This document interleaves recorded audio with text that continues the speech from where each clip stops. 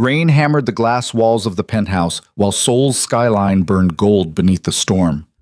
Maria Vale stood pinned between cold marble and the most dangerous man in the city, her husband of 18 months who had never once looked at her like this. Kang Min-jae's palm slammed beside her head. The sound cracked through the room like a gunshot. "You let him touch you." His voice was low, lethal. She refused to back away. "He shook my hand." You smiled at him. Jealousy tore across his face, raw and unfamiliar, because men like Kang Min-jae didn't lose control. Yet tonight, the ruthless Mafia chairman who ruled half of Seoul looked one breath away from destroying anyone who dared look at his wife. "I'm your husband," he said, the words rough with possession. For the first time since their arranged marriage began, Maria realized the distance between them had never been indifference. It had been restraint. If you want to see how a marriage built on lies becomes the only thing worth dying for, stay until the end. Drop a like and comment your city so I can see how far this story travels. The marriage contract had been signed in silence. No vows, no promises, no pretense of love. Just Maria's signature trembling across expensive paper while her father stood in the corner of the lawyer's office looking 10 years older than he had the week before. The bankruptcy had gutted him, left him hollow, desperate enough to trade his only daughter to a man whose name made politicians sweat and business rivals disappear. Kang Min-jae had barely looked at her during the signing. He wore a black suit that probably cost more than her college tuition.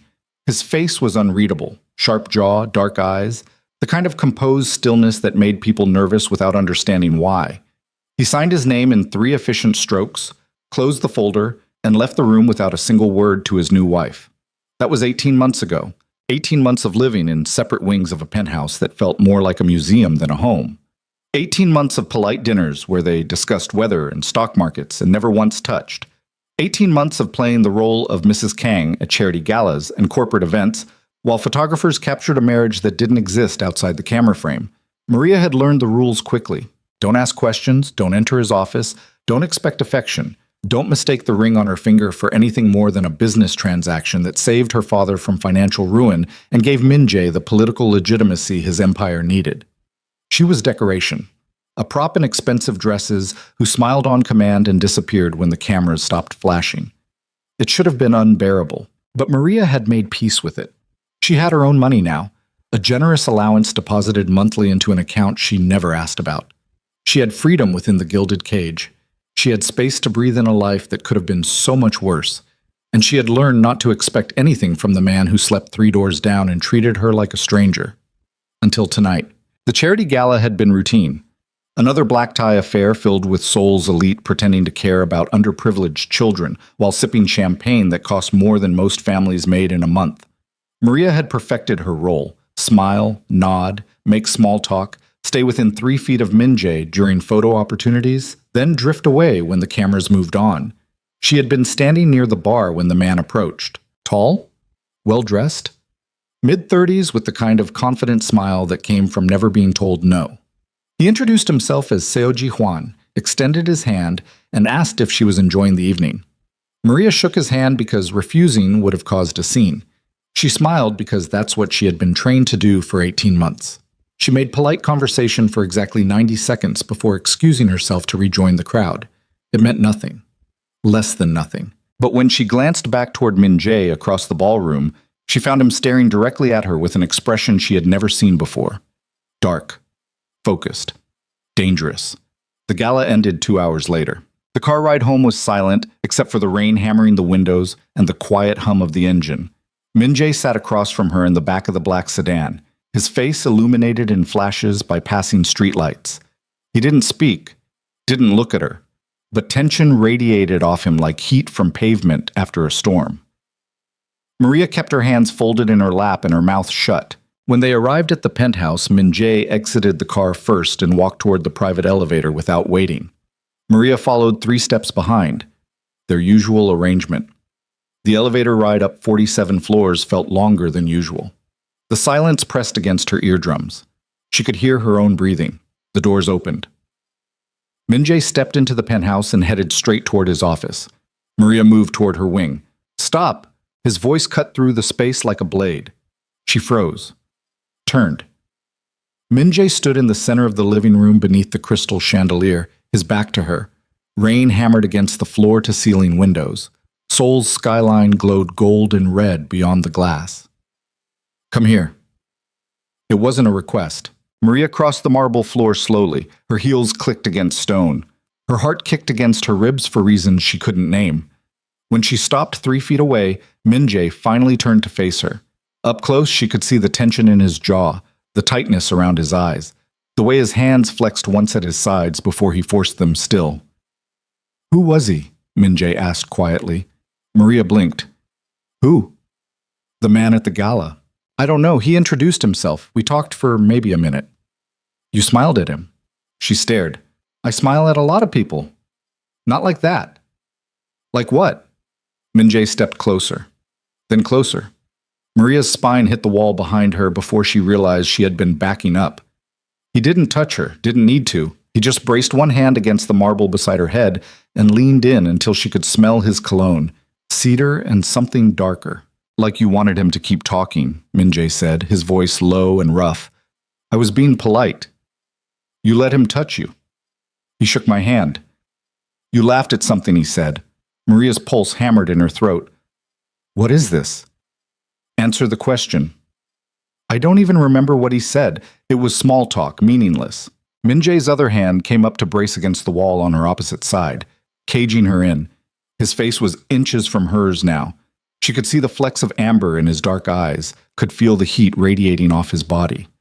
"Do you know what I saw?" he asked quietly. "What?" "My wife smiling at another man the way she has never smiled at me." The words landed like a slap. Maria opened her mouth, closed it, opened it again. We're married. On paper. You wear my ring, because I was told to." Something cracked behind Min Jae's composure. Just for a second. A flicker of emotion too fast to name. He exhaled slowly through his nose like he was trying to control something that wanted to break free. "You think I don't know what this is?" he said. "You think I don't understand the deal we made?" "Then why do you care who I talk to?" "Because you're mine." The possessiveness in his voice sent a shiver down her spine that had nothing to do with fear. "I'm not a thing you own," Maria said. "No." Min Jae's gaze dragged across her face like he was memorizing every detail. "You're the one thing I can't afford to want." The confession hung between them. Maria's breath caught. Before she could respond, Min Jae pushed away from the wall and crossed to the windows. He stood with his back to her, hands shoved in his pockets, staring out at the rain-soaked city below. "Go to bed," he said quietly. "Min Jae, go." Maria fled. She made it to her room, locked the door, and pressed her back against the wood while her heart tried to hammer its way out of her chest. Her hands were shaking. Her skin felt too hot. She touched her lips and realized she had been holding her breath waiting for him to kiss her, waiting for her husband to finally cross the line he had drawn between them 18 months ago. But he hadn't. He had sent her away instead. Maria stripped out of her gown and stood under a cold shower until her pulse returned to normal and the adrenaline stopped buzzing through her veins. Then she climbed into bed and stared at the ceiling while rain drummed against the windows. Sleep didn't come. Around 3 in the morning, she finally gave up and padded barefoot to the kitchen for water. The penthouse was dark except for the ambient glow of the city beyond the glass. She filled a glass from the tap and drank it standing at the sink. That's when she noticed the light beneath Min Jae's office door. He was still awake. Maria set the glass down and walked toward the light before she could talk herself out of it. She raised her hand to knock, hesitated, then pushed the door open instead. Min Jae sat behind his desk in the same suit he had worn to the gala, minus the jacket and tie. His shirt sleeves were rolled to his elbows. A laptop glowed in front of him. His phone sat face down beside a half-empty glass of whiskey. He looked up when she entered. Neither of them spoke for a long moment. "You should be asleep," Min Jae said finally. "So should you." "I have work." "At 3 in the morning?" He didn't answer, just turned his attention back to the laptop screen. Maria crossed the office and sat in the chair across from his desk. Min Jae's jaw tightened, but he didn't order her to leave. "Who was he?" she asked. "No one you need to worry about." "You're lying." Min Jae's fingers stilled on the keyboard. He lifted his gaze slowly to meet hers. "Excuse me?" "You don't lose your temper over strangers making small talk. So who was he?" For a moment, she thought he wouldn't answer. Then he closed the laptop, leaned back in his chair, picked up the whiskey, and drained it in one swallow. Seo Jihuan, he said quietly, head of the Southern District Syndicate, my primary competitor for port access and political influence. A man who has spent the last 2 years trying to dismantle everything I've built. Ice slid down Maria's spine. And you let me talk to him, she whispered. I didn't let you do anything. You didn't know. But you knew. Yes. And you just watched. Min-jae's expression darkened. What would you have had me do? Drag you away in front of 300 witnesses? Because a scene that would have made headlines by morning? You could have warned me. When? We don't exactly have conversations. The accusation landed hard. Maria flinched. Min-jae saw it and looked away. This is my fault, he said quietly. I kept you separate from my world. Told myself it was safer that way. That if you didn't know the details, you couldn't become a target. He laughed. A bitter, hollow sound. Turns out isolation just made you vulnerable in a different way. What does he want? The same thing every ambitious man wants. Power, territory, legitimacy. Min-jae met her eyes again. And the fastest way to take those things from me is to exploit the one weakness I've shown in 18 months. What weakness? You. The word hung in the air between them. Maria's pulse kicked. I'm not your weakness, she said. We barely know each other. That's what I've been telling myself for a year and a half. Min-jae stood and circled the desk until he was standing directly in front of her. But when I saw you smile at him tonight, I wanted to put a bullet between his eyes in the middle of that ballroom. Maria's breath caught. That's not rational, she managed. No, it's not. We have an arrangement, not a marriage. I know. You've never even touched me. I know that too. Then why, because I can't. The words came out rough, almost angry. Min-jae braced his hands on the arms of her chair and leaned down until their faces were level. Do you understand? I can't want you, can't afford to care, can't let myself feel anything that could be used against me, against us. But you do. Yes. The confession cracked something open between them. Maria reached up slowly and touched his face, her palm against his jaw. His skin was warm, rough with late-night stubble. She felt him tense beneath her hand like he was bracing for impact. How long? She asked quietly. Min-jae closed his eyes. Since the day you signed the contract. You didn't even look at me. I couldn't. If I had looked at you the way I wanted to, your father would have seen it. My lawyers would have seen it, and they would have known the marriage wasn't strategic, that I wasn't negotiating from a position of control. He opened his eyes. So I taught myself not to look. And now? Now Jihuan has seen what I tried to hide, and he will use it. Maria's hand fell away from his face. Min-jae straightened and crossed back to the windows. He stood silhouetted against the Seoul skyline with his shoulders rigid and his hands clenched at his sides. What happens next? Maria asked. He'll escalate, push boundaries, test weaknesses, try to destabilize me psychologically before moving against my business interests. And me? You stay close. No more charity events without a full security detail. No leaving the penthouse without approval. No contact with anyone I haven't vetted personally. You're making me a prisoner. Min-jae turned. I'm keeping you alive. Same thing. No, it's not. He crossed the office in 3 strides and pulled her to her feet. His hands gripped her shoulders, the first time he had deliberately touched her in 18 months. A prisoner has no choice. You can walk away right now, file for divorce, take the settlement money and disappear. I won't stop you. Maria stared up at him. You'd let me go. If it kept you safe from this world? Yes. And if I don't want to go? Min-jae's grip tightened. Then you accept that everything changes, the distance, the separation, the pretending we're strangers. His voice dropped. All of it ends. Why? Because I'm tired of lying to myself about what you mean to me. Maria's heart slammed against her ribs. She should have walked away, should have taken the out he was offering, should have run from a man who lived in violence and called it business. Instead, she rose on her toes and kissed him. Min-jae went completely still for 3 heartbeats. Then his control shattered. He kissed her back like a man starving, like 18 months of restraint had finally snapped. His hand slid from her shoulders to her waist, pulling her flush against him. Maria gasped against his mouth, and he took the opportunity to deepen the kiss, hungry and demanding and desperate in a way that made her knees weak. When they finally broke apart, both of them were breathing hard. "This is a mistake," Min-jae said roughly. "Probably." "It makes you a target." "I know." "I can't protect you and keep you at the same time." Maria fisted her hands in his shirt. "Then stop trying to protect me from you." Min-jae stared down at her for a long moment. Then he kissed her again, slower this time, thorough, like he was memorizing the taste of her. When he pulled back, his expression had shifted into something Maria recognized: decision. "Pack a bag," he said quietly. "What?" "We're leaving Seoul tonight. Where? Somewhere Ji-hwan can't follow. Somewhere I can lock down security and buy myself time to plan." Min-jae released her and crossed to his desk. He pulled out his phone and started typing rapidly. "I have a private estate 2 hours outside the city. Reinforced walls, armed guards. No access except by helicopter." "You're serious?"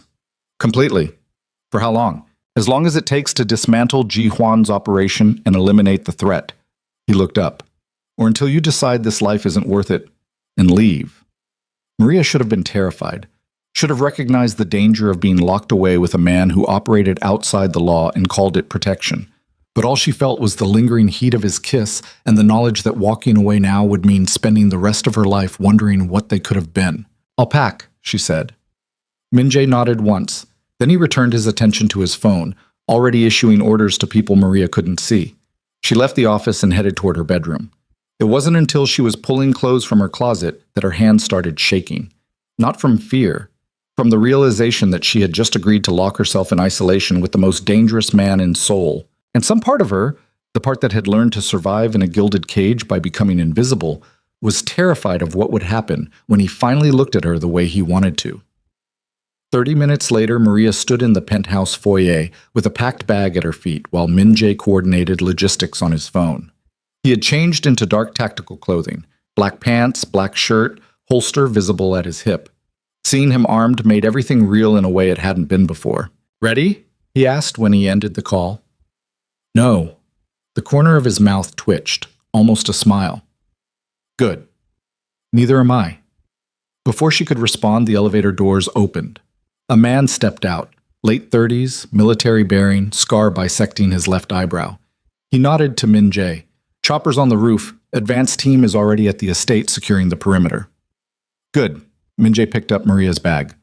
"Let's move." They took the private elevator to the roof. Rain still hammered the city. Wind whipped across the landing pad hard enough to make Maria stumble. Min-jae caught her elbow and guided her toward the waiting helicopter. The rotors were already spinning. He helped her inside, then climbed in beside her. The scarred man took the co-pilot seat. The helicopter lifted off. Seoul fell away beneath them, a glittering sprawl of light and steel disappearing into rain and darkness. Maria pressed her face to the window and watched the city shrink until it looked like a circuit board scattered across black earth. Min-jae's hand found hers in the darkness. She laced her fingers through his and held on. 2 hours later, the helicopter descended toward a sprawling estate carved into mountainside forest. Spotlights illuminated reinforced walls and guard towers. Armed men moved through the compound with military precision. The helicopter touched down. Min-jae exited first, then turned to help Maria out. Wind whipped her hair across her face. He pulled her close and guided her toward a stone manor house that looked like it had been designed to withstand a siege. Inside, the decor was sparse, functional. Nothing like the sleek luxury of the Seoul penthouse. A woman in her 50s approached. Gray hair pulled into a tight bun, sharp eyes, efficient movements. "Mrs. Kang," she said with a slight bow. "I'm Mrs. Choi. I manage the household staff. Your room is ready. Dinner will be served in 1 hour if you'd like to freshen up." Maria glanced at Min-jae. He nodded. "Go. I have calls to make." Mrs. Choi led Maria through stone corridors to a bedroom on the second floor.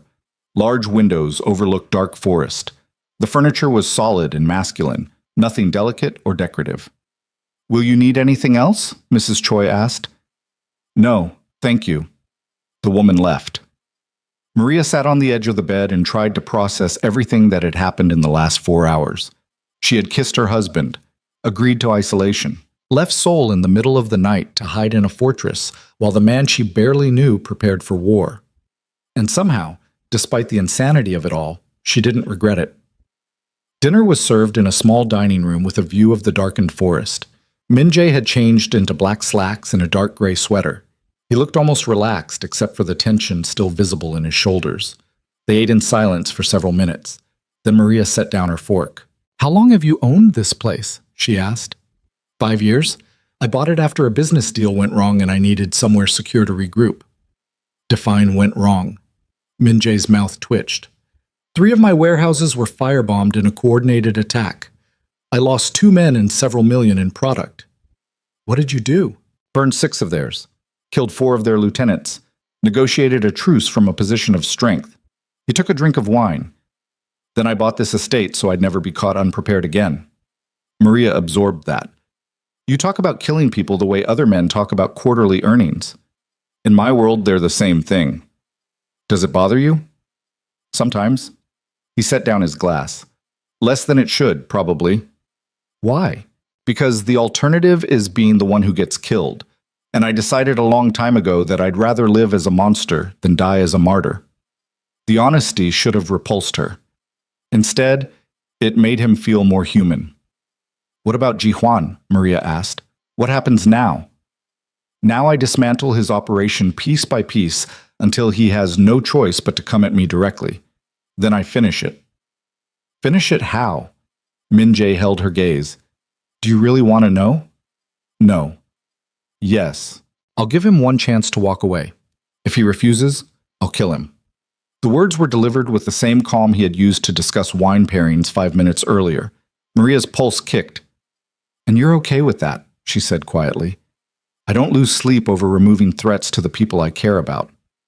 Even if it makes you the villain? Especially then. Min-jae leaned back in his chair. You want to know the truth?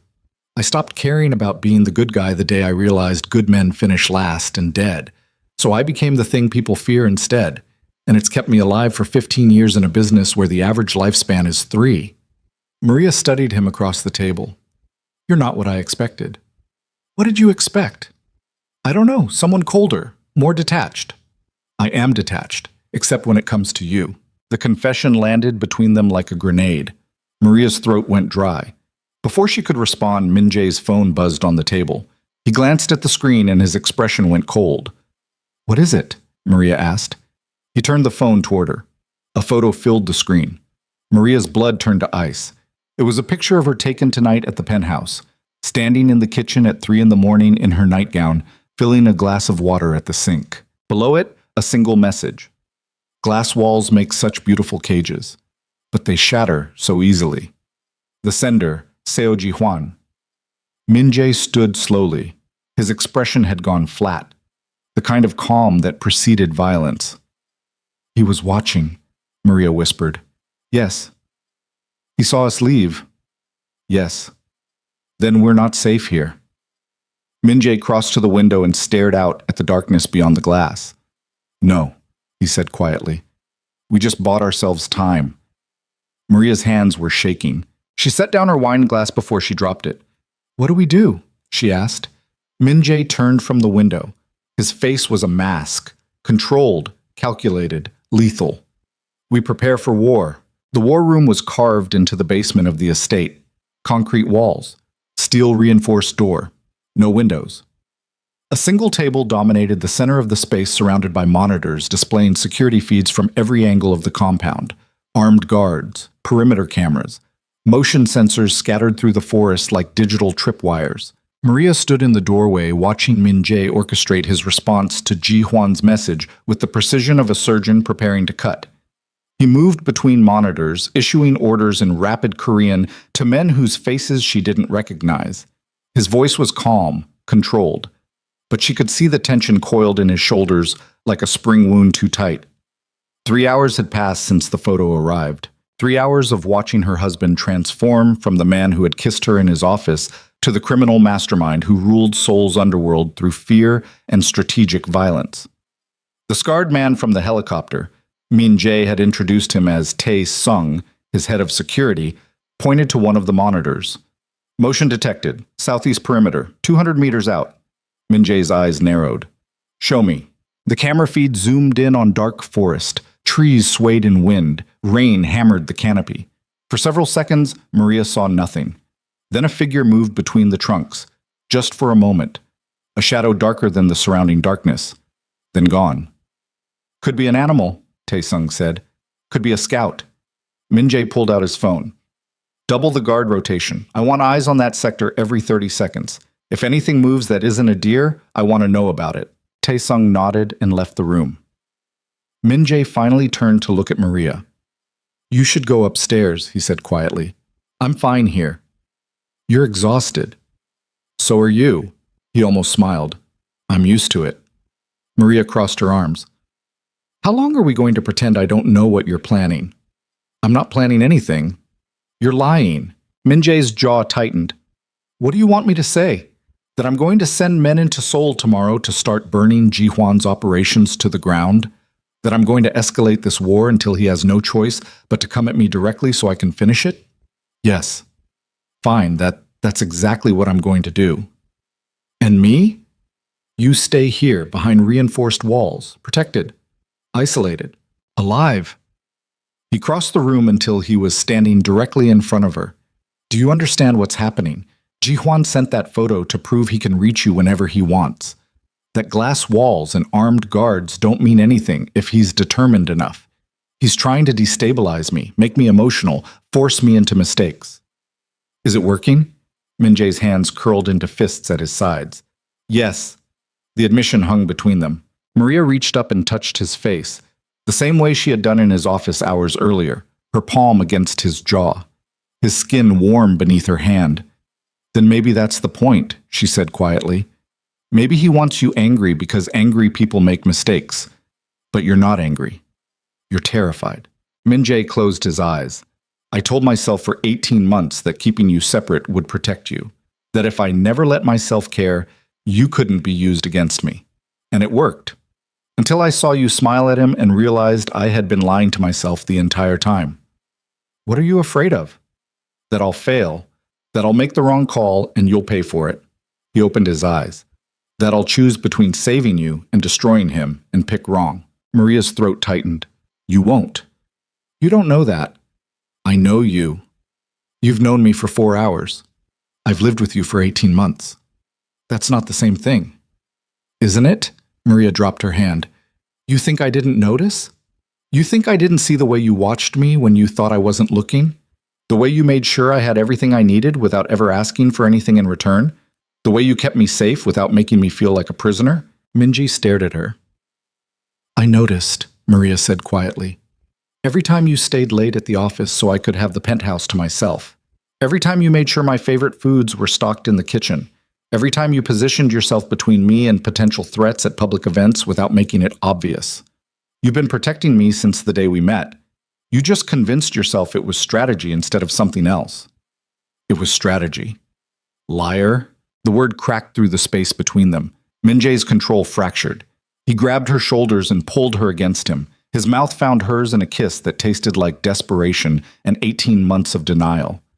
Maria gasped, and he took the opportunity to deepen the kiss, demanding and possessive and hungry in a way that made her knees weak. When they broke apart, both of them were breathing hard. This is a mistake, Min-jae said roughly. You said that already. I meant it. I don't care. He stared down at her for a long moment. Then he kissed her again. Slower this time. Thorough. Like he was trying to memorize the taste of her before something took it away. When he finally pulled back, his expression had shifted into something Maria couldn't quite read. Decision. Resignation. Fear. Go upstairs, he said quietly. Get some sleep. Tomorrow is going to be long. What are you going to do? What I should have done the moment Ji-hwan looked at you. Which is? End him. The words were delivered with the same calm he used to discuss quarterly reports. Maria's pulse kicked. Don't, she whispered. Min-jae frowned. Don't what? Don't turn yourself into a monster because of me. I've been a monster for 15 years. You just gave me a reason to care about the consequences. He released her and crossed back to the monitors. The conversation was over. Maria left the war room and climbed the stairs to her bedroom. She stripped out of her clothes and stood under a hot shower until her skin turned pink and the adrenaline finally stopped buzzing through her veins. Then she climbed into bed and stared at the ceiling while rain hammered the windows. Sleep came eventually, but when it did, she dreamed of glass walls shattering and shadows moving through dark forests, and Min Jae's voice screaming her name from somewhere she couldn't reach. She woke to sunlight streaming through the windows and the sound of a helicopter landing on the roof. Maria sat up, checked her phone. 9:30 in the morning. She had slept for 6 hours. She dressed quickly in jeans and a sweater, then headed downstairs. The manor was quiet except for the sound of boots on stone and the low murmur of men speaking Korean in clipped military tones. She found Min Jae in the dining room drinking coffee and staring at a tablet. He had showered and changed into black tactical pants and a dark gray shirt. He looked like he had slept exactly 0 hours. "Morning," Maria said. He glanced up. "You're awake. So are you." "I had calls." "How long have you been up?" "I didn't go to bed." Maria poured herself coffee from the carafe on the sideboard and sat across from him. "What's happening?" Min Jae turned the tablet toward her. The screen displayed a news article in Korean. Maria couldn't read the text, but the photos told the story clearly enough. A warehouse engulfed in flames, fire trucks and police cars, yellow crime scene tape. "Translation?" she asked. "Mysterious fire destroys import facility in Southern District. Authorities suspect arson. No casualties reported." Min Jae took a drink of coffee. That warehouse belonged to Ji Hwan. He was using it to move smuggled electronics through customs. "I sent a team in at 4 this morning to burn it to the ground." Maria's stomach twisted. "You started a war." "I escalated one that already started the moment he looked at you. People could have died. The building was empty. I made sure of it. This time." Min Jae set down his coffee. "Do you want me to apologize for protecting what's mine? I want you to remember you're not the only one who gets hurt when this goes wrong. It won't go wrong." "You don't know that." "No. But I know what happens if I do nothing. Ji Hwan will push, test boundaries, escalate until he finds a weakness he can exploit. And the second he realizes you matter to me, he will take you and use you as leverage to dismantle everything I've built." Min Jae leaned forward. "So I'm not giving him the chance." "By burning his business to the ground. By making him choose between his empire and his ego. Most men pick wrong." Maria wrapped her hands around her coffee mug. "What if he picks you?" "Then I'll be ready." Before she could respond, Tae-sung appeared in the doorway. "We have movement," he said quietly. Min Jae stood. "Where?" "Main gate, single vehicle, black sedan, no plates." "Armed?" "Can't tell yet." Min Jae crossed to a monitor mounted on the dining room wall and pulled up the security feed. A black sedan had stopped 50 meters from the main gate. The driver's side door opened. A man stepped out. Even on the grainy security footage, Maria recognized him. Seo Ji Hwan. He wore an expensive suit despite the early hour. His expression was calm, almost amused. He walked toward the gate with his hands visible at his sides, the universal sign of someone who came to talk, not fight. "He's alone," Tae-sung said. Min Jae's jaw tightened. "No, he's not. Scan the perimeter. He didn't come here without backup." Tae-sung issued orders into his radio. On the monitor, Ji Hwan stopped 10 meters from the gate. He looked directly at the camera and smiled. Then he pulled out his phone. Min Jae's phone buzzed 3 seconds later. He glanced at the screen. His expression went cold. "What does it say?" Maria asked. Min Jae turned the phone toward her. "Come talk, or I'll assume you're too afraid." Maria's pulse kicked. "Don't," she said. "I have to." "It's a trap." "Probably." Min Jae pocketed his phone. "But if I hide behind reinforced walls, he wins. He proves I'm scared, that he got under my skin, that you matter enough to make me emotional." "So you're going to walk out there and give him exactly what he wants?" "No, I'm going to walk out there and prove I'm still in control." He headed toward the door. Maria grabbed his arm. "Min Jae." He stopped, turned, looked down at her hand on his sleeve like he was memorizing the sight. "Stay inside," he said quietly. "No matter what happens, no matter what you hear, stay behind these walls until I come back. And if you don't come back, then Tae-sung will get you out of the country before Ji Hwan's men breach the compound." The words landed like a punch. Maria's throat tightened. "You're serious?"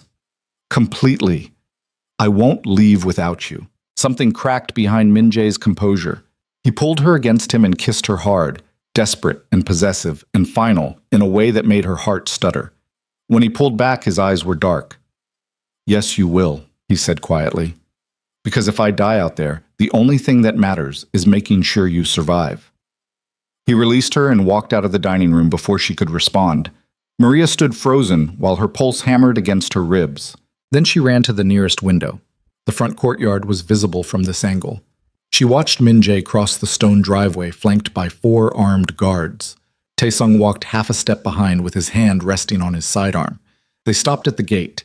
Ji-hwan stood on the opposite side, still smiling. The 2 men stared at each other through reinforced steel bars. Then Ji-hwan spoke. Maria couldn't hear the words, but she saw Min-jae's shoulders tighten. The conversation lasted exactly 3 minutes. Then Ji-hwan turned and walked back to his sedan. He paused before climbing inside, looked directly at the window where Maria stood watching, and smiled. Maria's blood turned to ice. He knew exactly where she was. The sedan pulled away and disappeared down the mountain road. Min-jae stood at the gate for another 30 seconds before turning and heading back toward the manor.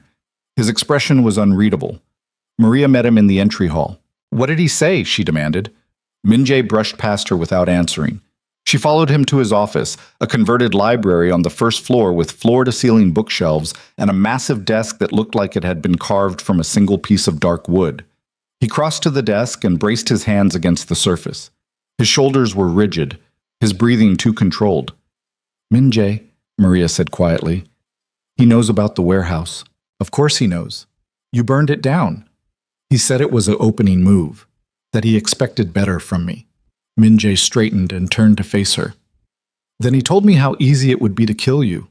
Maria's stomach dropped. He described 17 different ways to get past my security.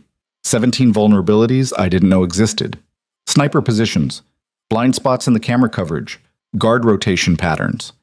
Min-jae's voice was flat, emotionless. He laid out a blueprint for how to take you from me, and there was nothing I could do except stand there and listen. He was bluffing. He wasn't. How do you know? Because 3 of the vulnerabilities he mentioned are things only someone inside my organization would know. The words hung between them. Maria's pulse kicked. "You have a leak." "Yes." "Someone close enough to know guard rotations and security protocols." "Yes." "Who?" "I don't know yet, but I will." Min-jae crossed to the window and stared out at the forest beyond. "Ji-hwan's playing a long game. He's not trying to take you. He's trying to make me paranoid, make me doubt everyone around me, dismantle my operation from the inside before he ever fires a shot." "So what do we do?" "I lock down harder. Vet everyone, root out the leak, and eliminate it." "And me?" Min-jae turned. "You stay here, with guards outside your door. No contact with anyone except me and Taesung." "I'm already a prisoner." "You're alive." "Same thing." "No." He crossed the room in 3 strides and grabbed her shoulders. "One keeps you breathing, the other gets you killed, and I will lock you in the basement myself before I let that happen." Maria stared up at him. "You can't control everything. Watch me." "Min-jae, this conversation is over." He released her and headed toward the door. "Where are you going?" Maria demanded. "To find out who betrayed me." He left without another word. Maria stood alone in the office while her heart hammered against her ribs and the walls of her gilded cage closed in tighter. The rest of the day passed in agonizing slowness. Maria was confined to the 2nd floor with armed guards stationed outside her bedroom door. Mrs. Choi brought meals on a tray and asked no questions. Through the windows, Maria watched men move through the compound with increasing urgency. Reinforcements arrived by helicopter every few hours. The perimeter lights stayed on even after dark. Min-jae didn't come to see her. By midnight, Maria was ready to climb the walls. She changed into dark leggings and a black sweater, then eased open her bedroom door. The guard outside straightened immediately. "I need to see Min-jae," she said. "He's in the war room. He left orders not to be disturbed." "I don't care about his orders." The guard's expression didn't change. "I'm sorry, Mrs. Kang. I can't let you leave this floor." Maria stared at him. "You're serious?" "Yes, ma'am. He's keeping me prisoner. He's keeping you safe. It's the same thing." "No, ma'am. It's not." Maria slammed the door and paced her room like a caged animal. Her pulse hammered, her hands shook. She felt the walls pressing in from all sides. This was what she had agreed to: isolation, protection, a life lived behind reinforced steel while Min-jae fought a war she couldn't see. She lasted another hour. Then she grabbed her phone and called him. He answered on the third ring. "What's wrong?" "Let me out." Silence. "Maria, I can't breathe up here. I can't think. I feel like I'm suffocating." "You're safe." "I'm going insane." More silence. Then, "I'll be up in 10 minutes. He disconnected. Maria sat on the edge of the bed and counted her heartbeats until she heard footsteps in the hallway. The door opened. Min-jae stood in the doorway looking like he had aged 10 years in 12 hours. His shirt was wrinkled. Dark circles shadowed his eyes. Blood stained his knuckles. Maria stood. "What happened to your hands?" "I questioned people." "Questioned or beat?" "Both." He stepped inside and closed the door behind him. "I found the leak." Maria's breath caught. "Who?" "One of my logistics coordinators. Ji Hwan had been paying him for 3 months to feed information about guard schedules and security protocols." Min-jae's voice was flat. "He's been dealt with." "Dealt with how?" "Do you really want to know?" "No." "Yes. I put a bullet in his head and dumped his body in the river." The words were delivered with the same tone he used to discuss dinner menus. Maria's stomach turned over. Min-jae saw her expression and something flickered across his face. "This is what I am. This is what I do. And if that's too much for you, I'll have Tae-sung arrange transport back to Seoul tomorrow and you can file for divorce." "Is that what you want?" "What I want doesn't matter. It matters to me." Min-jae crossed to the window and braced his hands against the frame. "I killed a man tonight, shot him in the head while he begged for his life, and I didn't feel anything except relief that the leak was plugged." "You felt something," Maria said quietly, "or you wouldn't be up here telling me about it." "Guilt isn't the same as regret." "No, but it means you're still human." He laughed, a bitter, hollow sound. "I stopped being human a long time ago." Maria crossed the room and wrapped her arms around him from behind. She pressed her cheek against his back and felt the tension coiled in his shoulders. "You're human," she whispered. "You're just scared." Min-jae's hands covered hers where they rested against his chest. "I'm terrified," he admitted quietly. "Ji Hwan knows about the leak now, which means he knows I'm vulnerable, that I'm making emotional decisions, that you matter enough to make me sloppy. So we leave. We get on a plane and disappear." "Where?"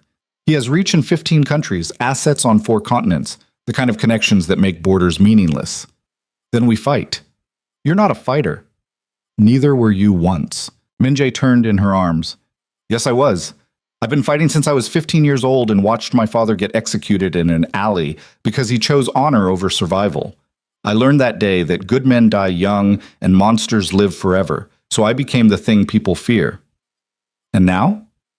Now I'm realizing that being feared doesn't mean being untouchable." He kissed her then, slow and desperate and final in a way that made her heart stutter. When they broke apart, his eyes were dark. "I need you to promise me something," he said quietly. "What?" "If this goes wrong, if Ji Hwan gets past my defenses and comes for you, I need you to run. Don't wait for me. Don't try to fight. Just run and don't look back." "I won't leave you." "Maria—" "No."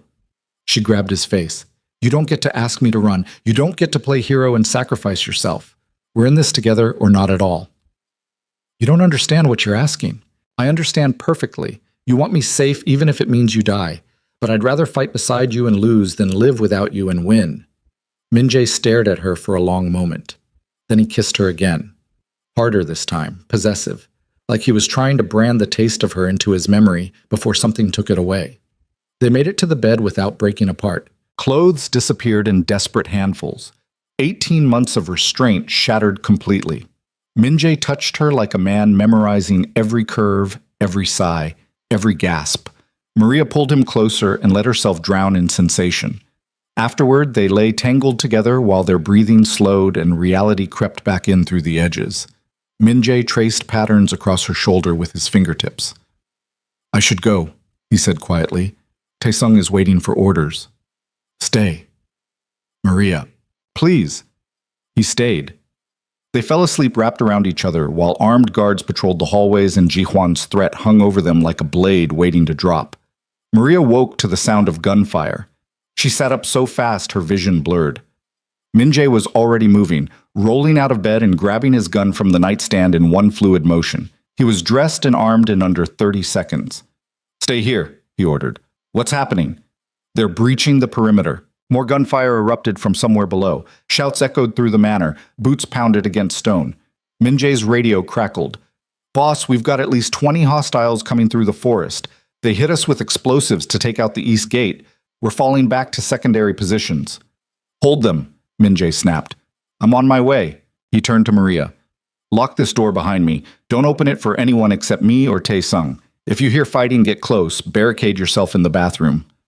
"Min-jae," he kissed her hard. "I love you. Remember that." Then he was gone. Maria heard the lock click from the outside. She stood frozen in the center of the bedroom while gunfire tore through the night and her heart tried to hammer its way out of her chest. This was it. The moment Min-jae had been preparing for. The moment Jihuan stopped playing games and came for blood. Maria grabbed her phone with shaking hands. No signal. They had jammed communications. She crossed to the window and looked down at the courtyard. Chaos. Armed men in black tactical gear poured through the shattered east gate. Min-jae's guards returned fire from defensive positions behind stone walls and overturned vehicles.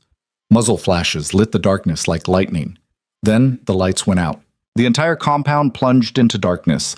Emergency generators kicked on 10 seconds later, bathing everything in red emergency lighting. Maria's pulse hammered. She heard footsteps pounding up the stairs. Then voices in the hallway. Korean. Shouting orders. Gunfire exploded right outside her door. Someone screamed. Then silence. Maria backed away from the door until her spine hit the wall. The doorknob rattled. Once, twice, then a fist pounded against the wood. "Maria!" Tae-sung's voice. She ran to the door and unlocked it. Tae-sung stood in the hallway covered in blood and breathing hard. Two of Min-jae's guards lay dead at his feet. "We need to move," he said. "Now." "Where's Min-jae?" "Holding the courtyard. He sent me to get you out." "I'm not leaving without him." "You don't have a choice." Tae-sung grabbed her arm. "Jihuan's men are inside the manor. If we don't move now, we're both dead." Before Maria could respond, an explosion tore through the first floor. The entire building shook. Dust rained from the ceiling. Tae-sung pulled her toward the stairs. "Go! Move!" They ran. Down the hallway, past bodies, through smoke that burned her lungs and made her eyes water. They made it to the first floor before armed men in black tactical gear rounded the corner. Tae-sung shoved Maria behind him and opened fire. The hallway exploded with gunfire and screaming. Maria pressed herself against the wall and tried not to look at the bodies dropping around her. Tae-sung emptied his clip and ejected the magazine. "Run," he ordered. "What about you?" "I'll hold them. Get to the garage. There's a vehicle with keys in the ignition. Drive until you hit the main road, then call the emergency number in the glove box." "Tae-sung, go! Go!" Maria ran. Behind her, Tae-sung reloaded and started firing again. She made it to the garage and found the vehicle exactly where he said, a black SUV with the engine already running. She climbed into the driver's seat, slammed the door, threw the vehicle into reverse. The garage door exploded inward. Men poured through the opening. Maria floored the accelerator. The SUV shot backward out of the garage and fishtailed across the courtyard. Bullets sparked off the armored panels. The windshield spiderwebbed but didn't shatter.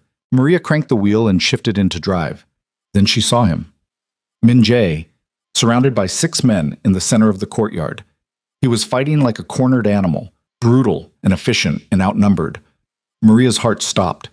She turned the wheel, aimed the SUV directly at the cluster of men, and slammed her foot on the accelerator. The SUV hit the group like a battering ram. Bodies flew. Maria cranked the wheel and the vehicle skidded to a stop beside Min-jae. She threw open the passenger door. "Get in!" Min-jae stared at her like she had lost her mind. "What the hell are you doing?" "Saving you. Get in the car." More gunfire erupted from the manor. Min-jae dove into the passenger seat. Maria floored it before he even closed the door. The SUV shot forward and crashed through what remained of the east gate. Trees blurred past. The road twisted down the mountain in hairpin turns that made her stomach lurch. Behind them, headlights appeared. Pursuit vehicles. "They're following us," Maria said. Min-jae twisted in his seat and fired through the shattered back window. One of the pursuing vehicles swerved and crashed into a tree. Two more kept coming. Maria took a curve too fast and the SUV's tires screamed in protest. "Slow down," Min-jae ordered. "They'll catch us. If you crash, we're both dead. Slow down and let me handle them." Maria eased off the accelerator. Min-jae leaned out the window and fired in controlled bursts. The second pursuit vehicle's windshield exploded. It veered off the road and tumbled down the mountainside in a shower of sparks and screaming metal. The third vehicle closed the distance, rammed them from behind. The SUV lurched forward. Maria fought to keep control. Min-jae reloaded. The pursuit vehicle rammed them again. This time, the impact sent the SUV into a spin. Maria's world tilted. The vehicle slid sideways toward the edge of the cliff. Time slowed. She saw the drop, saw the darkness beyond the road, saw death rushing up to meet them. Then the tires caught traction. The SUV lurched to a stop 3 feet from the edge. The pursuit vehicle wasn't as lucky. It shot past them and launched off the cliff, disappeared into darkness. The impact echoed up from the ravine seconds later. Maria sat frozen behind the wheel while her hands shook and her pulse thundered in her ears. Min-jae reached over and put the vehicle in drive. "Move," he said quietly. Maria's foot found the accelerator. They drove in silence for 20 minutes before Min-jae finally spoke. "You were supposed to run. I don't follow orders well. You could have been killed. So could you." He stared at her. "You came back for me." "Of course I did." "Why?" Maria's hands tightened on the wheel. "Because I love you." The words hung between them. Min-jae's expression cracked. He reached over and pulled her hand from the wheel long enough to press his lips against her knuckles. "I love you too," he whispered, "and that's exactly why you should have left me behind." "Well, too bad. You're stuck with me now. Despite everything. The blood, the bodies, the compound burning behind them." Min-jae almost smiled. They drove until dawn broke gold across the horizon, until the mountain road flattened into highway, until Seoul's skyline appeared in the distance like a promise of civilization and safety. But Maria knew the truth. Safety was an illusion. Ji-hwan was still out there, still hunting, still determined to destroy the man she loved, and now there was nowhere left to hide. The safe house was buried in Seoul's industrial district, where nobody asked questions and surveillance cameras had been blind for years. Maria followed Min-jae through a rusted steel door into a warehouse that smelled like oil and decay. Inside, the space had been converted into something functional. Reinforced walls, generator-powered lights, enough weapons stockpiled to arm a small militia. Min-jae's remaining men were already there, 5 of them, blood-stained, exhausted. The survivors of a massacre that had cost him 30 soldiers in a single night. Taesung wasn't among them. Maria's chest tightened. "Where's Taesung?" Min-jae's jaw worked. "Dead. He held the hallway long enough for you to escape." The words landed like a physical blow. Maria pressed her hand against the wall to steady herself while the room tilted sideways. She had barely known the man, had spoken maybe 20 words to him total, but he had died buying her time to run, had died because she mattered to Min-jae. The guilt tasted like copper. Min-jae crossed to a steel table covered in maps and surveillance photos. His movements were mechanical, controlled, but Maria could see the exhaustion carved into every line of his face. "How many did we lose?" one of the men asked quietly. 32 confirmed, another 6 unaccounted for." Min-jae's voice was flat. "Ji-hwan brought at least 40 men, military-grade weapons, explosives. He wasn't trying to send a message. He was trying to eliminate us completely. So what's the play? We regroup, fortify this location, then we hit back twice as hard." Maria watched him orchestrate the response with the same cold precision he had used to plan their escape. Assigning guard rotations, checking weapon inventories, issuing orders to men who looked ready to drop from exhaustion. He was still fighting, still refusing to accept defeat, still convinced he could win a war that was bleeding him dry one soldier at a time. 2 hours later, the remaining men dispersed to assigned positions throughout the warehouse. Maria found Min-jae standing alone in what passed for a kitchen, a corner with a hot plate and a rusted sink. He was washing blood off his hands. The water ran pink down the drain. "Min-jae," she said quietly. He didn't turn. "You should rest. There's a cot in the back room." "I'm not tired." "You were awake all night." "So were you." His hands stilled beneath the water. "I can't afford to rest." You can't afford to collapse either. I'll sleep when Ji-hwan is dead. Maria crossed the space between them. How long are you going to keep doing this? Doing what? Pretending you're not falling apart. Min-jae finally turned to look at her. Up close, she could see the cracks in his composure, the dark circles beneath his eyes, the tension carved into his jaw, the way his hands trembled slightly before he forced them still. I'm fine, he said. You're lying. I don't have the luxury of falling apart. 32 men died last night because I underestimated Ji-hwan, because I let emotion cloud my judgment, because I convinced myself reinforced walls and armed guards could protect you from a man who has spent his entire life dismantling obstacles. His voice dropped. So no, I don't get to collapse. I don't get to grieve. I get to finish this before anyone else dies because of me. This isn't your fault. It's entirely my fault. I started a war over you, and now people are paying the price. The words cut deeper than any blade. Maria stepped back. You regret it. What? You regret choosing me over strategy. Regret letting yourself care. Min-jae stared at her like she had struck him. That's not what I said. It's what you meant. No. What I meant is that I'm terrified I'm going to get you killed, that I'll make the wrong call and you'll pay for it with your life. That's not the same as regret.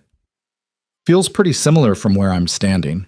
Min-jae crossed the kitchen in 2 strides and grabbed her shoulders. Listen to me. The only thing I regret is not killing Ji-hwan the first time he looked at you. Everything else, every choice I've made, every line I've crossed, every man I've lost, I would do it all again if it meant keeping you alive. Maria's throat tightened. Even if it destroys you? Especially then. He kissed her hard, desperate, like he was trying to memorize the taste of her before something ripped them apart. When they broke apart, both of them were breathing hard. Min-jae's phone buzzed. He pulled it from his pocket and his expression went cold. What is it? Maria asked. He turned the screen toward her. A video file. The thumbnail showed a warehouse interior, concrete walls, dim lighting, a figure bound to a chair. Maria's stomach dropped. She recognized the location even before Min-jae hit play. The video started. The camera focused on the bound figure. A man, early 60s, gray hair, expensive suit torn and bloodstained. Maria's father. Her knees buckled. Min-jae caught her before she hit the floor. His arm locked around her waist, holding her upright while the video continued playing. Seo Ji-hwan stepped into frame. He looked exactly as he had at the charity gala. Immaculate suit, calm expression, the kind of composure that came from complete control. Kang Min-jae, he said to the camera. His voice was smooth, cultured. I assume you're watching this with your lovely wife. Hello, Maria. I'm sorry we didn't get to finish our conversation at the gala. You seemed delightful. On screen, Maria's father struggled against his restraints. Duct tape covered his mouth. Ji-hwan continued. I've been patient. I've played the long game. I've given you every opportunity to walk away from this escalation. But you refused. You burned my warehouses, killed my men, declared war over a woman you barely know. He smiled. So now I'm returning the favor. He pulled a pistol from inside his jacket, pressed it against the back of Maria's father's head. You have 24 hours to turn yourself in, Ji-hwan said calmly. Come to the address I'm sending after this video. Come alone, unarmed, and I'll let him live. Maria's father was screaming behind the tape. His eyes were wide with terror. If you don't come, Ji-hwan continued, I'll kill him, slowly, painfully, and I'll send you pieces of his body until you change your mind. He tilted his head. 24 hours, Min-jae. Choose wisely.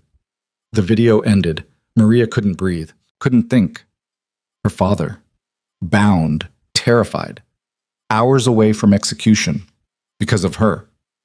Because she had smiled at Ji-hwan at a charity gala and triggered a war she didn't understand. Min-jae's phone buzzed again. An address appeared on the screen. A warehouse in the Port District, the same district where Ji-hwan operated his smuggling empire. Maria grabbed Min-jae's arm. We have to go. We have to save him. No. The word was flat, final. Maria stared. What? It's a trap. Ji-hwan knows I won't sacrifice an innocent man. He's using your father as bait to draw me out in the open where he can kill me. So we just let my father die? I didn't say that. Then what are you saying? Min-jae set his phone down and turned to face her fully. I'm saying we have 24 hours to plan an extraction that doesn't get all 3 of us killed. There's no time to plan. He could execute him any minute. He won't. Not until the deadline passes. Jihuan is strategic. He wants me desperate and emotional, rushing in without thinking, making mistakes. Minjae's expression was carved from stone. So I'm not going to give him what he wants. Maria's hands curled into fists. That's my father. I know.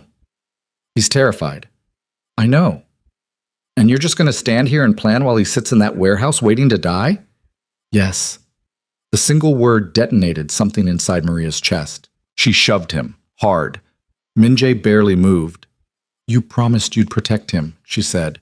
Her voice cracked. When you married me, you promised my father would be safe, that the deal would clear his debts and give him security. You gave me your word. And I've kept it for 18 months. Until now.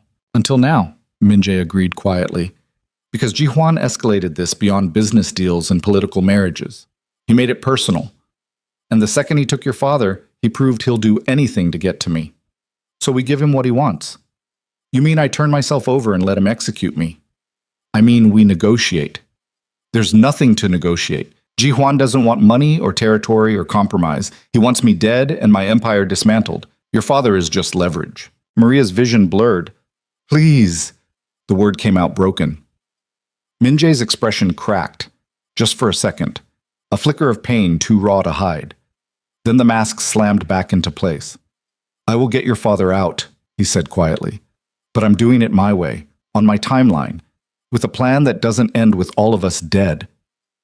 And if you're wrong, if Jihuan kills him before your 24 hours are up, then I'll live with that, the same way I live with every other death I've caused.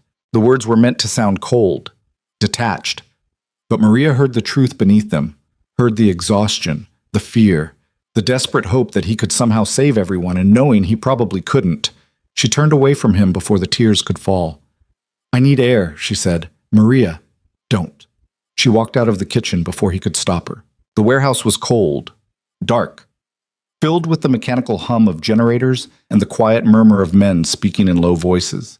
Maria found a corner near the back where shadows swallowed everything, and she could finally let herself break. She pressed her back against the concrete wall and slid down until she was sitting on the floor. Then she cried. For her father. For Tae-sung. For the 32 men who had died defending a marriage that was supposed to be strategy and nothing more. For the man she loved who was slowly destroying himself trying to protect her. She didn't hear Minjae approach until he was crouching in front of her. He didn't speak, just reached out and pulled her against his chest. Maria collapsed into him. Her fingers twisted in his shirt while she sobbed against his shoulder, and he held her like she was the only thing keeping him anchored to earth. I'm sorry, he whispered against her hair. I'm so sorry. Don't apologize, just save him. I will. Promise me. Minjae pulled back just enough to meet her eyes. His face was wrecked, raw in a way she had never seen. I promise, he said. I will get your father out alive or I will die trying. The conviction in his voice should have been comforting. Instead, it terrified her, because she knew Minjae well enough by now to understand what he wasn't saying, that he would trade his life for her father's without hesitation, that he saw this as penance for dragging her into his world, that he was already planning his own sacrifice. Don't you dare, Maria said. Don't what? Don't trade yourself for him. Don't play hero. Don't leave me. Minjae's hands came up to cup her face. I'm not leaving you. You're lying. Maria, I see it in your eyes. You've already decided. You're going to walk into that warehouse and surrender yourself to save my father. Her voice broke. And you think I'll forgive you for it, because he's my father. But I won't. If you die, I will never forgive you.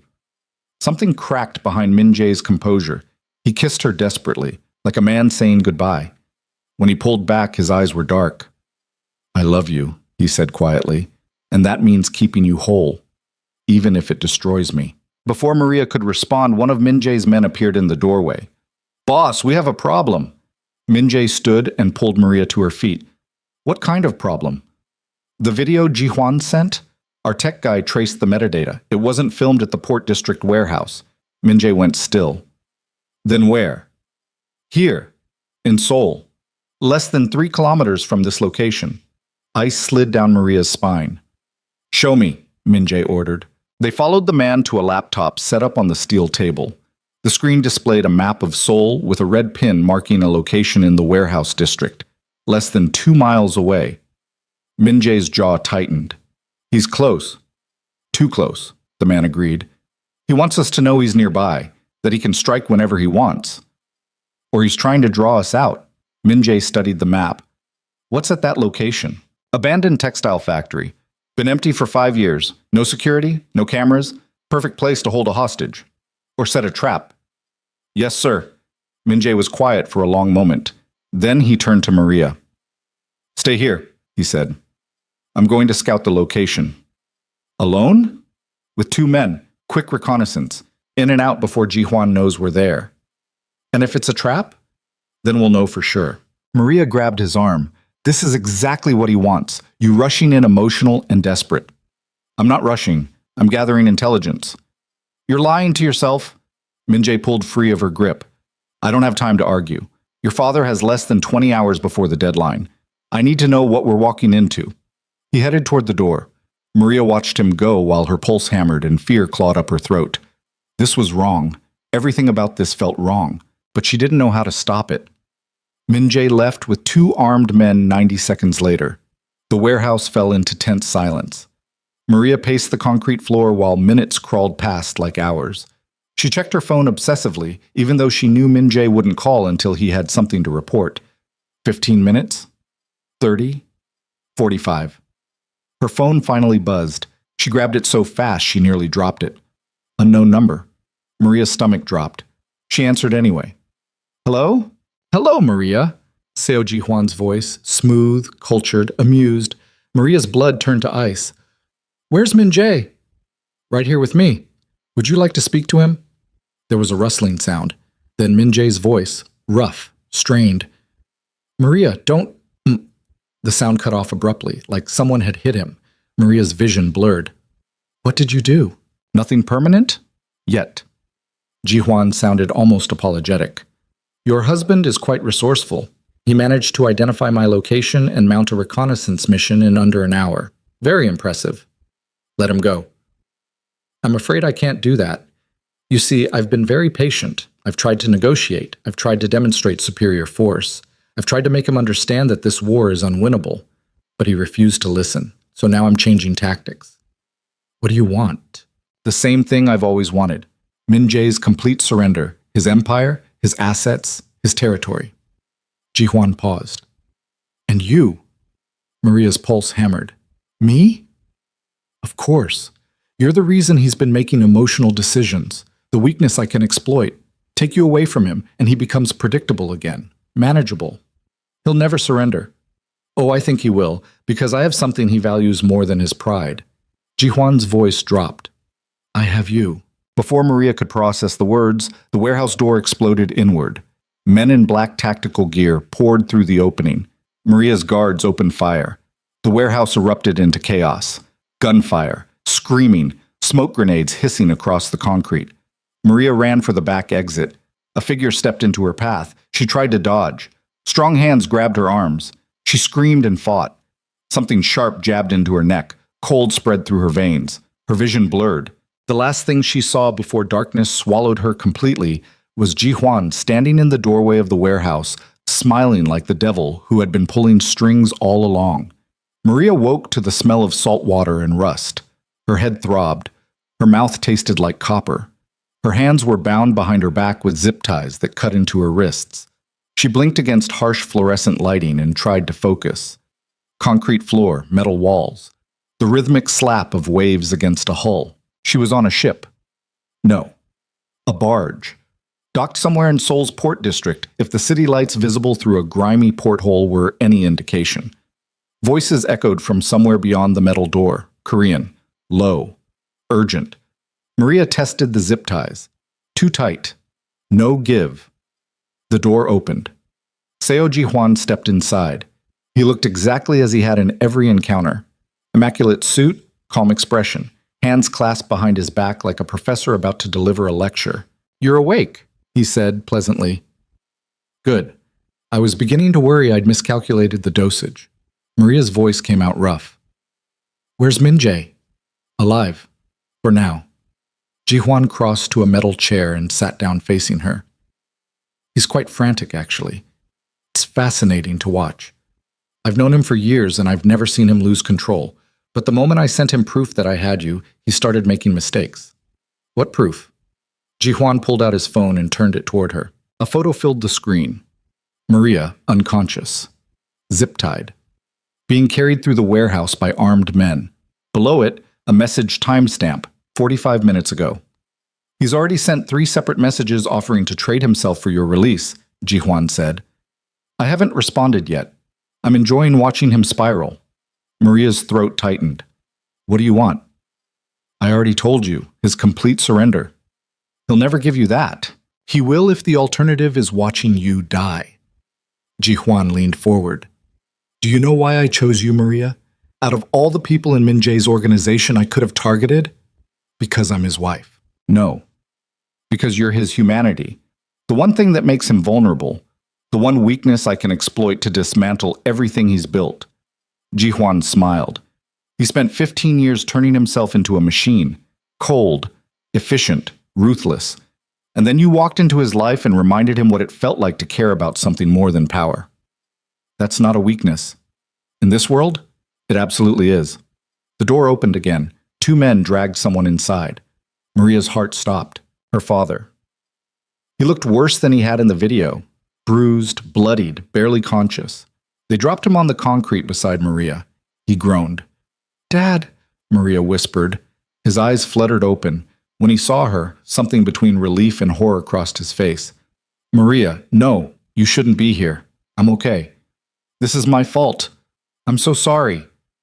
Don't, this isn't your fault. Jihuan watched the exchange with clinical interest. Touching. But we're running out of time. Min Jae has exactly 12 hours to surrender himself, or I start sending him pieces of both of you. Maria's pulse kicked. You're a coward. Jihuan's expression didn't change. I'm strategic. There's a difference. You can't beat him, not in a fair fight. So you resort to taking hostages and threatening innocent people. Innocent? Jihuan laughed. Your father borrowed money from 3 separate criminal organizations to cover gambling debts. When he couldn't pay, he sold you to Min Jae to clear the balance. He's many things, Maria, but innocent isn't one of them. Maria's world tilted. She turned to look at her father. He wouldn't meet her eyes. Dad, she whispered, tell me he's lying. Her father's silence was answer enough. The truth crashed over her like a wave. Her marriage hadn't been about saving her father from bankruptcy. It had been about saving him from execution. He had gambled away money he didn't have, borrowed from people who didn't forgive debts, and when they came to collect, he had traded his daughter to the most dangerous man in Seoul to buy himself more time. You sold me, Maria said quietly.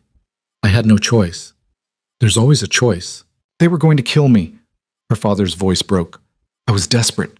Min Jae offered me a way out. I thought you'd be safe with him, that he'd protect you. So you lied. You let me believe I was saving you from financial ruin when really I was just another transaction. I'm sorry. The apology meant nothing.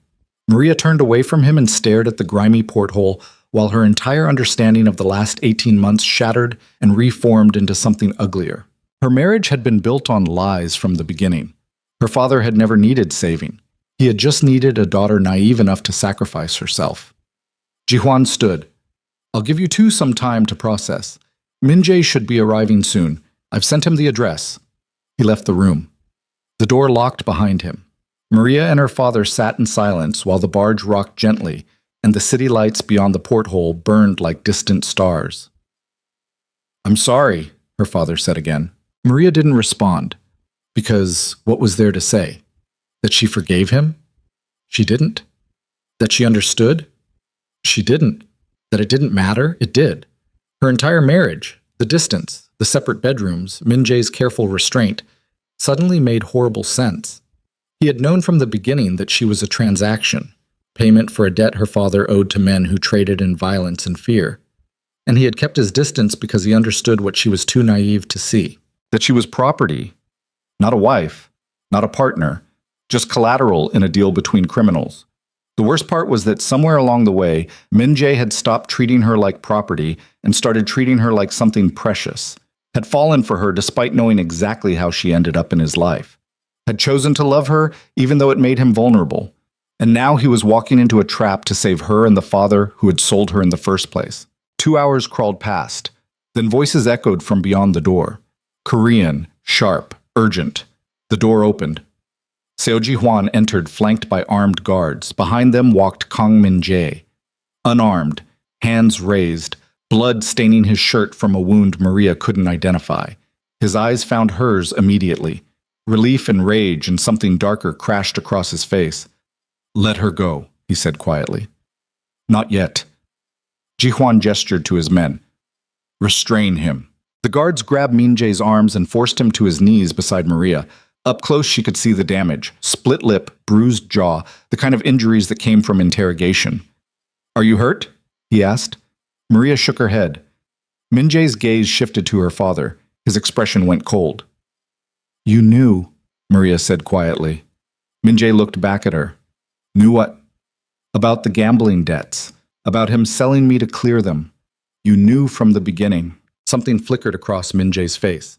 Not surprise, not shame, just exhaustion. "Yes," he said. "I knew. And you married me anyway." "Yes." "Why?"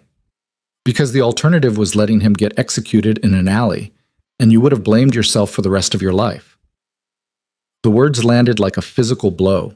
Maria stared at him while her pulse hammered and her world continued to splinter into smaller and smaller pieces. "So you saved him," she whispered, "not because you needed political legitimacy, because you didn't want me to carry that guilt." "Yes." "And you never told me." "No." "Why?" Min-jae's expression was carved from stone. "Because knowing wouldn't have changed anything except how you saw yourself, and I wasn't going to let his mistakes destroy you." Ji-hwan watched the exchange with clinical interest. "Touching, but we're wasting time. I have a deal to propose." He pulled a pistol from inside his jacket, pressed it against the back of Maria's father's head. "Here's how this works," Ji-hwan said calmly. "You sign over control of your operations to me. Territory, assets, political connections, everything. And I let all three of you walk away." Min-jae's jaw tightened. "And if I refuse?" "I kill him, then her, then you, in that order." "Do it." The words came from Maria's father. Everyone turned to stare. He was looking at Min-jae with something between resignation and shame in his eyes. "Don't give him anything," Maria's father said quietly. "I'm not worth it. I've never been worth it. Just let him kill me and get Maria out." "No," Maria said. "I'm sorry, sweetheart. For everything. For the gambling, for the lies, for selling you to pay my debts. I was a coward. I still am." Her father's voice broke. "But I won't let you die because of my mistakes." Ji-hwan pressed the gun harder against his skull. "How noble. But I'm afraid the decision isn't yours." He looked at Min-jae. "What's it going to be?" Min-jae stared at the gun, at Maria's father, at Maria. His expression was unreadable. Then he smiled. It was the coldest thing Maria had ever seen. "You made a mistake," Min-jae said quietly. Ji-hwan frowned. "Excuse me? You assumed I came alone." "You did." "No, I came first. My men came second." Ji-hwan's expression shifted. Too late. The barge shuddered violently. An explosion tore through the hull below the waterline. Water began flooding the cargo hold. Ji-hwan's men scattered toward the exits. In the chaos, Min-jae drove his shoulder into the guard nearest him. The man stumbled. Min-jae grabbed the pistol from his holster and fired twice. Both guards dropped. Ji-hwan spun and raised his weapon. Min-jae was faster. The shot echoed across the cargo hold. Ji-hwan's gun clattered to the floor. He staggered backward, clutching his shoulder while blood spread across his perfect suit. Min-jae rose to his feet, crossed the space between them in 3 strides. Put the gun against Ji-hwan's forehead. "You touched what belongs to me," he said quietly. Then he pulled the trigger. The body dropped. Min-jae turned away before it hit the ground. He cut Maria's zip ties with a knife from one of the dead guards, then did the same for her father. "Move," he ordered. They ran, through flooding corridors, past bodies, up rusted stairs toward the deck. The barge was sinking fast. They made it topside just as the stern dipped below the waterline. A speedboat waited 50 meters away. Minjae's men. Minjae grabbed Maria and jumped. They hit the water hard. Cold shock through her system. Strong hands grabbed her arms and hauled her into the speedboat. Her father surfaced beside them. Minjae pulled himself aboard last. The speedboat roared away from the sinking barge, while armed men on the dock opened fire. Bullets sparked off the water, but they were already out of range. Maria collapsed against the deck while her lungs burned and her pulse hammered, and the world slowly stopped spinning. They had survived. Barely. But the war was finally over. Seo Ji-hwan was dead, and Maria was left staring at the man she loved while one terrible truth crystallized in her mind. Minjae had known from the beginning that her father had sold her, had married her anyway, had kept the secret for 18 months, had let her believe she was saving her father when really he was saving her from the truth. And she didn't know if that made him her savior or just another man who saw her as something to protect instead of an equal. The speedboat docked at a private pier on the outskirts of Seoul. Minjae's remaining men secured the area while Maria and her father were hustled into a waiting vehicle. Minjae slid into the seat beside her. His shirt was soaked. Blood and water mixed across the fabric, but his eyes were clear, focused, alive. "It's over," he said quietly. Maria stared at him. "Is it?" Minjae frowned. "Ji-hwan is dead. His organization will fracture without leadership. The threat is eliminated." "I'm not talking about Ji-hwan." "Then what are you talking about?" Maria's hands curled into fists in her lap. "You lied to me. I protected you. You decided what I could handle without asking me. Because telling you would have destroyed you. That wasn't your choice to make." Minjae's jaw tightened. "Yes, it was. The moment I married you, it became my job to protect you, even from the truth. I didn't need protection. I needed honesty. Honesty would have broken you. You don't know that." "Yes, I do. Because I've spent 18 months watching you, learning you, understanding you. And I knew from the beginning that if you ever found out your father sold you, it would shatter everything you believed about yourself." Minjae's voice dropped. "So I kept the secret, and I would do it again." The vehicle pulled away from the pier. Maria turned to stare out the window while Seoul blurred past, and her entire world felt like it was built on foundations made of lies. Beside her, her father sat silent, ashamed, too late for apologies to matter. And beside him sat the man she loved, the man who had saved her twice, killed for her, nearly died for her. And she couldn't decide if she wanted to kiss him or never see him again. Because love built on deception wasn't love. It was just another cage. And Maria was so tired of living in cages. The vehicle pulled up to a nondescript apartment building in Gangnam where the windows were dark and the streets were empty at 4 a.m. Minjae exited first and scanned the perimeter with the practiced efficiency of a man who had survived 15 years by never trusting shadows. His remaining men fanned out to secure the entrances while Maria and her father were hustled inside. The apartment was a safe house. Temporary, functional. Nothing personal except for the weapons cabinet in the corner and the emergency medical kit on the kitchen counter. Maria's father collapsed onto the worn couch the moment they were inside. He looked 10 years older than he had a week ago. Hollowed out. Broken.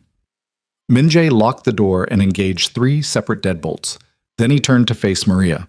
The silence between them was suffocating. "Say it," Minjae said quietly. Maria wrapped her arms around herself. "Say what?" "Whatever you're thinking, whatever you've been holding back since the barge. Just say it." "You want me to be honest?" "Yes."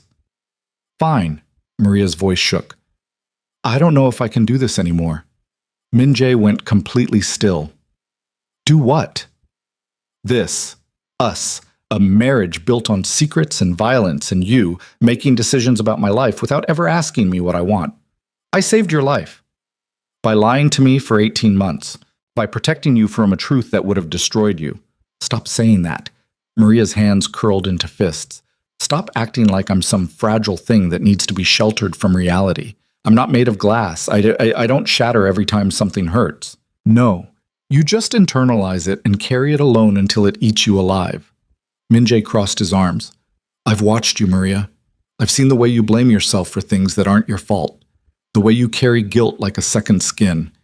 If I had told you that your father sold you to clear gambling debts, you would have spent the rest of your life wondering what you did to deserve it. That wasn't your decision to make. It absolutely was. The moment I married you, it became my responsibility to protect you, even from yourself. I didn't ask for your protection. You didn't have to. It came with the ring. The words landed like a slap. Maria stepped back. So that's what this is? An obligation? A duty you accepted when you signed the marriage contract? Min-jae's expression cracked.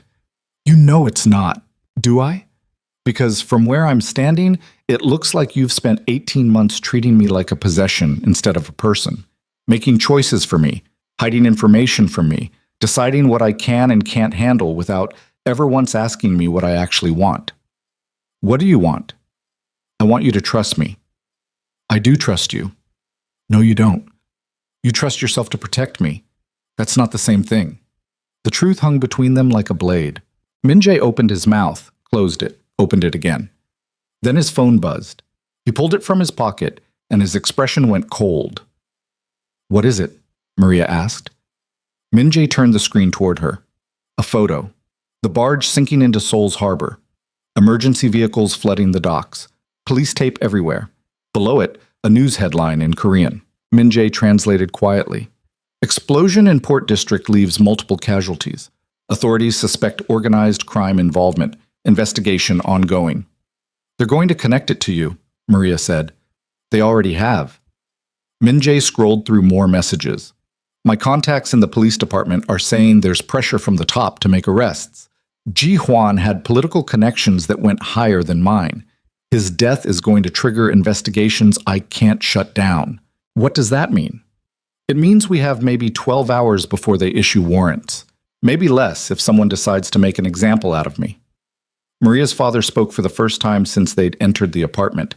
His voice was hoarse, broken. Turn yourself in. Min-jae didn't even look at him. No. If you run, they'll hunt you forever. You'll never have a normal life, never be safe. I stopped having a normal life when I was 15 years old, and I gave up on safety the day I declared war on Ji Hwan. What about Maria? What about her? She deserves better than spending the rest of her life hiding from the law with a wanted criminal. Min-jae finally turned to look at Maria's father. His expression was carved from ice. You sold her to pay your gambling debts, he said quietly. You lied to her for 18 months. Let her believe she was saving you when really you were saving yourself. And now you want to lecture me about what she deserves? Maria's father flinched. I made mistakes, he whispered. You made choices. And the consequences of those choices are the reason we're all standing here right now. I know. Do you? Min-jae crossed the room until he was standing directly over the couch. Because from where I'm standing, you've spent the last week hiding behind your daughter, while better men died protecting you. Taesung is dead because I prioritized getting you out. 32 soldiers are dead because I declared war over your daughter's safety. So don't stand there and tell me what Maria deserves, when you've never once put her first. The words were brutal, true, devastating. Maria's father looked like he'd been struck. Min-jae, Maria said quietly. He turned. Don't, she said. Don't what? Don't tear him apart because you're angry at me. Min-jae stared at her. I'm not angry at you. Yes, you are. You're furious that I'm questioning you, that I'm not grateful you kept secrets from me, that I'm not falling at your feet thanking you for protecting me from the truth. That's not... It is exactly that. Maria stepped closer. You want me to choose you over everything else. Over honesty, over agency, over my own right to make informed decisions about my life. And you're angry that I won't. Min-jae's hands curled into fists at his sides. I want you alive. Everything else is secondary. Not to me. The confession landed between them like a grenade. Min-jae's expression shattered. For 3 heartbeats, neither of them moved. Then his phone buzzed again. He glanced at the screen, and his face went cold. We need to move, he said flatly. Now. Why? Police are mobilizing. They're going to hit every known location associated with me within the hour. We have maybe 10 minutes before they arrive here. Maria's pulse kicked. How do they know about this place? They don't. But they're going to hit everywhere, and this address is on the list. Min-jae crossed to the weapons cabinet and started pulling out pistols and ammunition. There's a vehicle in the underground garage. Keys are in the kitchen drawer. Take your father and go. What about you? I'll buy you time to get clear. By doing what? By making sure they're too busy with me to chase you. Maria grabbed his arm. You're going to turn yourself in. I'm going to lead them away from you. That's not the same thing. It's suicide. It's strategy. It's a death wish. Min-jae pulled free of her grip. It's the only play I have left. Ji-hwan is dead, but his organization is still operational. His lieutenants will consolidate power and come after me eventually. The police are mobilizing. I'm out of allies and running out of places to hide. He met her eyes. So I'm going to draw them away from you long enough for you to disappear. Then I'll figure out my own exit. I'm not leaving without you. You don't have a choice. There's always a choice. Not this time. Min-jae grabbed her shoulders. Listen to me. If you stay, you become complicit. They'll arrest you as an accessory, freeze your assets, drag you through a trial that will destroy whatever's left of your life. Is that what you want? I want you. The words came out broken. Min-jae's expression cracked completely. He pulled her against him and kissed her desperately, like a man saying goodbye. When he pulled back, his eyes were dark. I love you, he whispered, and that's why you have to go. Before Maria could respond, the apartment's security alarm shrieked to life. Min-jae's phone lit up with alerts. They're here, he said. Maria's stomach dropped. Already? Someone tipped them off. They're moving faster than expected. Min-jae grabbed a pistol and checked the magazine. Take your father. Use the service elevator. It opens into the parking garage. The vehicle is a black sedan. License plate ends in 7749. Drive north toward the mountains. There's a cabin 2 hours outside the city. Coordinates are programmed into the GPS. Stay there until I contact you. Min-jae, go. Heavy footsteps pounded up the stairwell. Voices shouted in Korean. Police. Min-jae crossed to the door and braced his shoulder against it. Maria, move! She grabbed her father and pulled him toward the service corridor. He resisted. We can't just leave him. We don't have a choice. They made it to the service elevator, and Maria slammed her hand against the call button. The doors opened immediately. She shoved her father inside. Then she looked back. Min-jae stood silhouetted in the apartment doorway with a gun in his hand and his shoulders squared like a man preparing to fight a war he knew he couldn't win. Their eyes met. Everything Maria wanted to say died in her throat. Then the apartment door exploded inward. Police in tactical gear poured through the opening. Min-jae fired twice and dove behind the kitchen counter. The elevator doors started to close. Maria watched through the narrowing gap as Min-jae traded gunfire with men in body armor, while the apartment shredded around him. Then the doors shut completely. The elevator descended. Maria pressed her back against the wall and tried to breathe through the panic clawing up her throat. Her father grabbed her arm. He'll be okay. You don't know that? He survived worse. Not surrounded by cops with nowhere to run. The elevator reached the parking garage. The doors opened. Maria and her father ran toward the black sedan. She found the keys exactly where Min-jae said they'd be. Started the engine, threw the vehicle into reverse. Tires squealed against concrete as they shot out of the parking space and headed toward the exit ramp. They made it to street level before the first police car appeared behind them. Lights flashing, siren wailing. Maria floored the accelerator. The sedan shot forward and merged into early morning traffic. Seoul was starting to wake up. Delivery trucks, early commuters, enough vehicles to disappear into if she drove smart. She wove through traffic while her pulse hammered and her hands shook on the wheel. The police car stayed on them. Another joined from a side street, then another. They're boxing us in, her father said. Maria cranked the wheel and took a hard right down a narrow alley. The sedan barely fit between the buildings. Trash cans exploded beneath the bumper. A street vendor dove out of the way, screaming. They shot out the opposite end and merged back into traffic. 2 of the police cars lost them in the turn.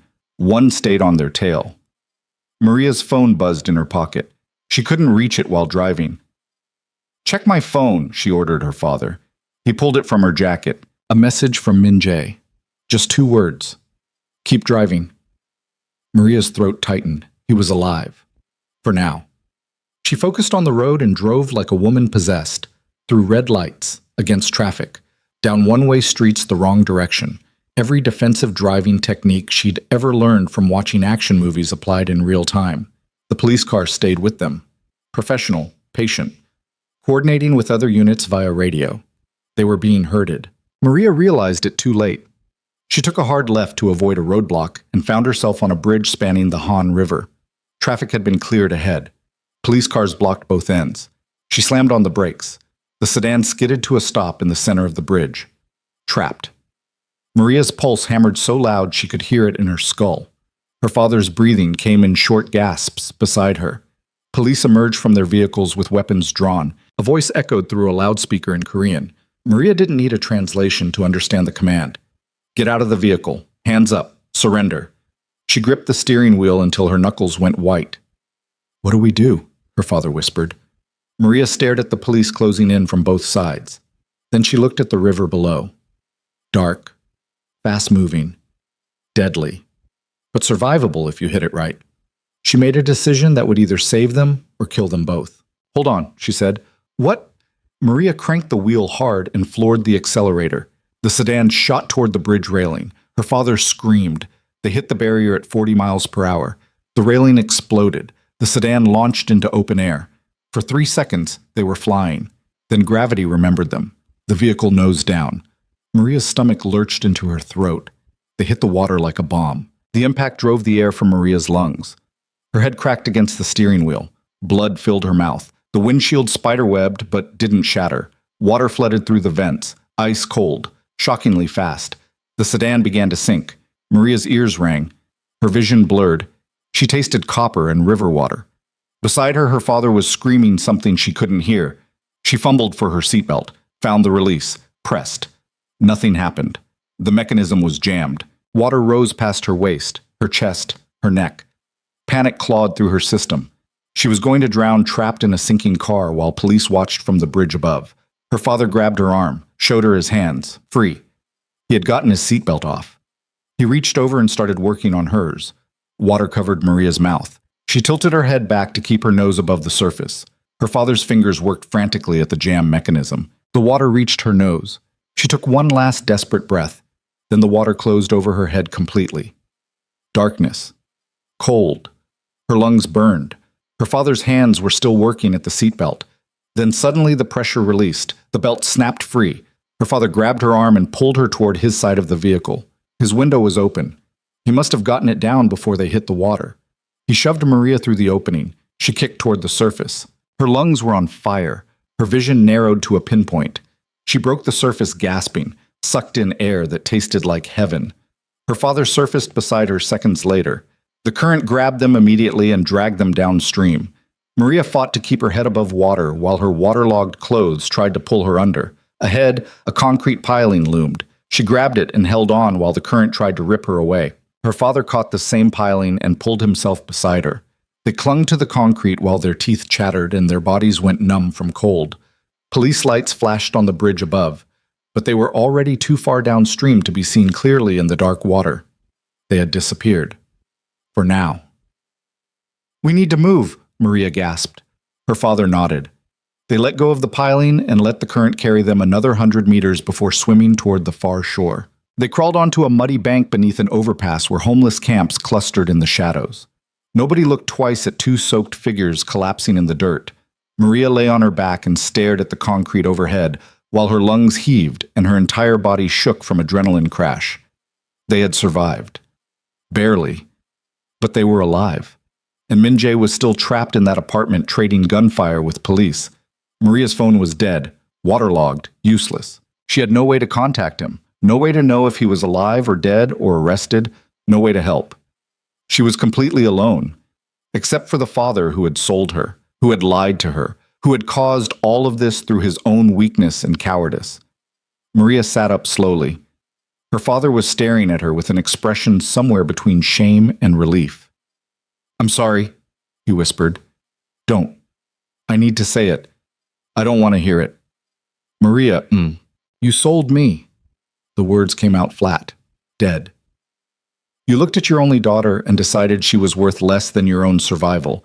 And then you let me believe for 18 months that I was saving you when really, I was just paying off your debts. I was desperate. So was I. Every single day of a marriage I didn't choose. And I survived it without betraying the people I loved." Her father flinched. "I know I can't fix this," he said quietly. "I know there's nothing I can say that will make it better. But I need you to know that I never stopped loving you, even when I made the worst decision of my life. Love isn't supposed to hurt like this. No, it's not. Maria stood on shaking legs. We need to find transportation, she said. Get to that cabin Min Jae mentioned before the police expand their search radius. And then we wait. For what? For Min Jae to contact us, or for the news to report that he's dead? Whichever comes first. The words tasted like ash, but they were the truth, and Maria was done pretending truth didn't matter. They walked through pre-dawn Seoul like ghosts, soaked, bloodied, exhausted. Two figures who had fallen through the cracks of a city that devoured the weak and celebrated the ruthless. Maria stole clothes from a laundromat, left cash she found in the sedan's emergency kit to cover the theft, changed in a public bathroom that smelled like urine and broken dreams. Her father did the same. Then they caught a bus heading north toward the mountains. The cabin coordinates were burned into Maria's memory. She had memorized them the moment Min Jae mentioned them, because some part of her had known even then that things would go wrong, that they would end up separated. That survival would mean running alone into darkness with no guarantee of dawn. The bus ride took 3 hours. They sat in the back and didn't speak. Maria stared out the window and watched Seoul disappear behind them, while the sun rose over mountains that looked like freedom and felt like exile. The cabin was exactly where Min Jae said it would be. Isolated, reinforced, stocked with enough supplies to survive for weeks. Maria found the hidden key beneath a rock near the door. They entered. The space was sparse, functional. A single room with a wood-burning stove and cots that looked military surplus. Maria collapsed onto one of the cots. Her father took the other. Neither of them spoke. Maria stared at the ceiling and listened to the silence pressing in from all sides. No gunfire, no sirens, no Min Jae's voice telling her what to do next, just emptiness. And the terrible knowledge that the man she loved was either dead or captured or fighting a battle she couldn't help him win. Hours passed, then a full day, then 2. Maria barely moved except to drink water and force down food that tasted like cardboard. Her father tried to talk to her once. She ignored him. On the 3rd day, she finally heard the sound she'd been waiting for, a vehicle approaching up the mountain road. Maria grabbed the pistol Min Jae had left in the cabin and moved to the window. A black SUV pulled up outside. The driver's door opened. Kang Min Jae stepped out, alive, bloodied, moving like every step hurt, but alive. Maria dropped the gun and ran outside. She hit him so hard they both nearly fell. Min Jae caught her and held on like she was the only thing keeping him upright. "You're alive," she gasped against his chest. "Barely." "What happened?" "Later. Right now I need to sit down before I pass out." She helped him inside. He collapsed onto the cot and Maria finally got a good look at him. Bruised, cut, bandages visible beneath his torn shirt, moving like he had broken ribs. "How did you get away?" she asked. "I didn't." Min Jae's voice was rough. "They arrested me, held me for 48 hours. Then someone higher up the chain decided it was politically inconvenient to prosecute me right now, and I was released on a technicality." "What technicality?" "The one where I have enough dirt on enough politicians to bring down the entire government if they push too hard." Maria stared. "You blackmailed your way out of prison." "I negotiated my freedom. There's a difference." "Not really." Min Jae almost smiled. Then he saw Maria's father sitting on the opposite cot. His expression went cold. "You're still here," he said flatly. Maria's father nodded. "Where else would I go?" "Anywhere that isn't near your daughter." "Min Jae?" Maria started. "No." Min Jae pushed himself upright despite the obvious pain it caused. "He needs to hear this. You sold her. You lied to her. You used her as collateral to save yourself. And then, when given the chance to do the right thing, to take responsibility, to sacrifice yourself instead of letting others die for your mistakes, you hid behind her again." "I know." "Do you? Because from where I'm standing, you're still here, still breathing, still expecting forgiveness you haven't earned." Maria's father stood slowly. "You're right. About all of it. I'm a coward. I've always been a coward. And my daughter deserves better than me." "Then leave." "I can't." "Why not?" "Because she's all I have left." Her father's voice broke. "My wife is dead. My business is gone. My reputation is destroyed. Maria is the only good thing I ever created, and I know I don't deserve her forgiveness. I know I should disappear and let her move on with her life, but I can't, because walking away from her would be the final proof that I was never worth saving in the first place. The confession hung in the air. Min-jae stared at him with an expression carved from ice. Then he turned to Maria. "It's your choice," he said quietly. "He stays or he goes, but I won't make that decision for you." Maria looked between the two men. Her father, broken, ashamed, desperate for redemption he would never fully achieve. Her husband, bloodied, exhausted, giving her the agency he had denied her for 18 months. She made her choice. "He stays," she said. Min-jae's jaw tightened, but he nodded. "Fine, but he sleeps outside. I don't trust him in the same room as you." Maria's father didn't argue. He grabbed a blanket and headed for the door, paused, looked back at Maria. "Thank you," he whispered. Then he left. The door closed behind him. Maria and Min-jae were alone. The silence stretched. Then Min-jae spoke. "You're angry at me." It wasn't a question. "Yes," Maria said, "because I kept secrets. Because you didn't trust me to handle the truth. I was trying to protect you." "I know, but protection without trust isn't love. It's control." Min-jae flinched. "You're right," he said quietly. "I made choices for you, decided what you could handle, kept information from you because I thought I knew better, and I'm sorry." The apology landed between them.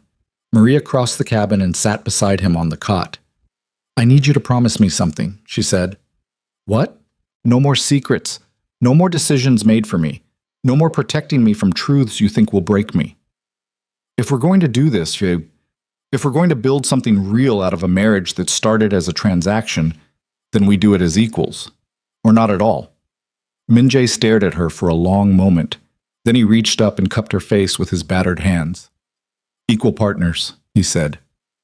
"I promise." "You mean it?" "Yes."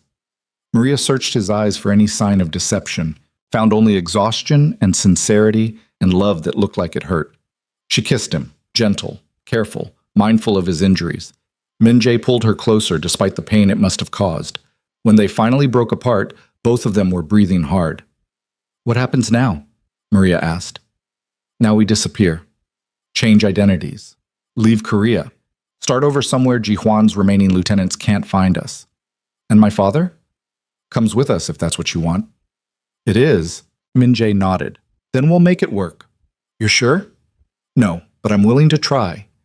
Maria rested her head against his shoulder while his arms came around her and held on like she was the only solid thing in a world that kept shifting beneath his feet.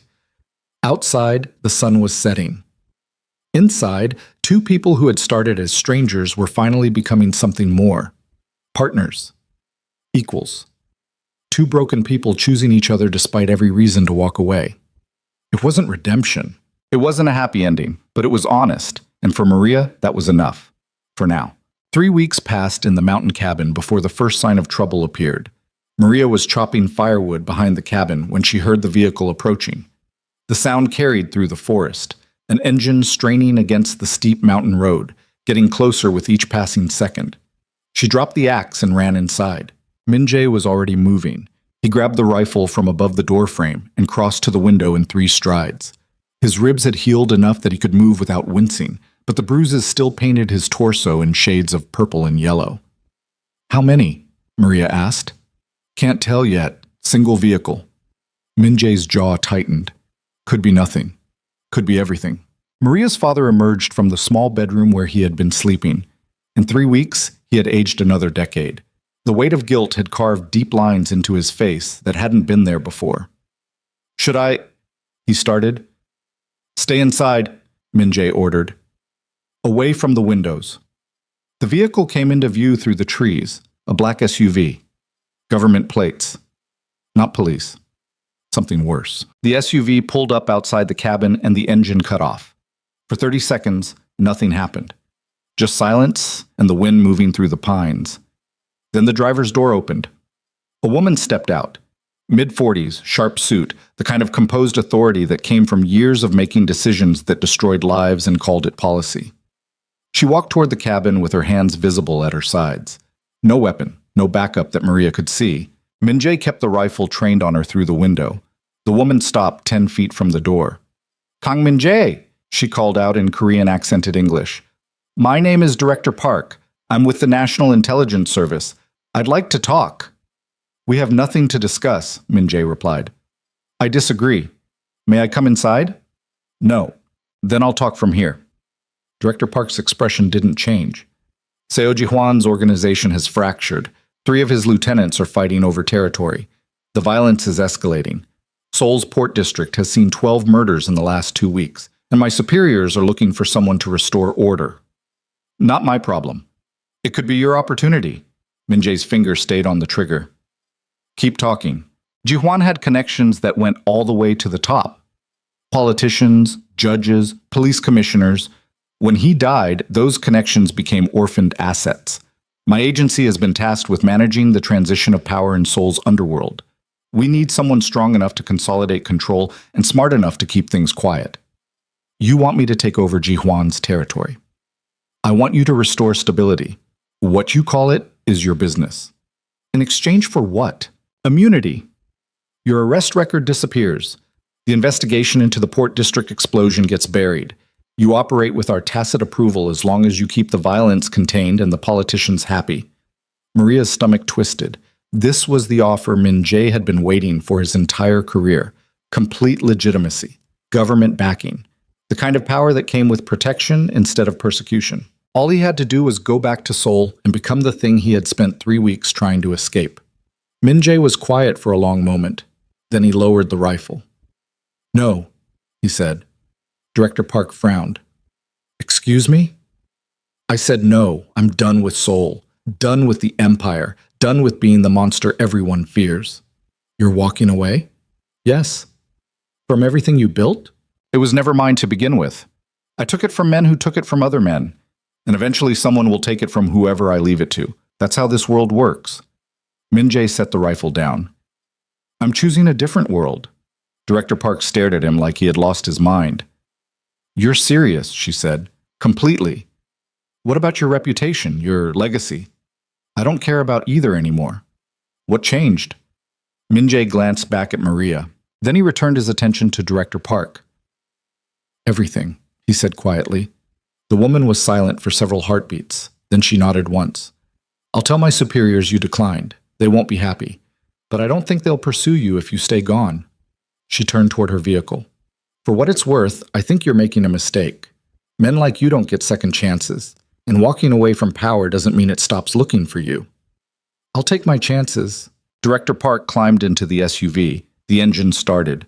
She drove away without looking back. Maria watched through the window until the vehicle disappeared down the mountain road. Then she turned to Min-jae. "You turned her down," she said quietly. "Yes." "Why?" "Because I meant what I said. I'm done being that person." "You loved that life." "No, I was good at it. That's not the same thing." Min-jae crossed to where Maria stood and took her hands in his. "I've spent 15 years building an empire on violence and fear, and the only thing it ever gave me was enemies and nightmares. I'm not doing it anymore." "What will you do instead?"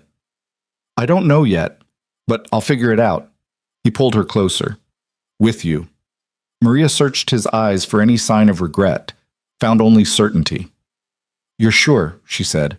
"I've never been more sure of anything." Maria rose on her toes and kissed him. When they broke apart, Min-jae was almost smiling. "So what now?" she asked.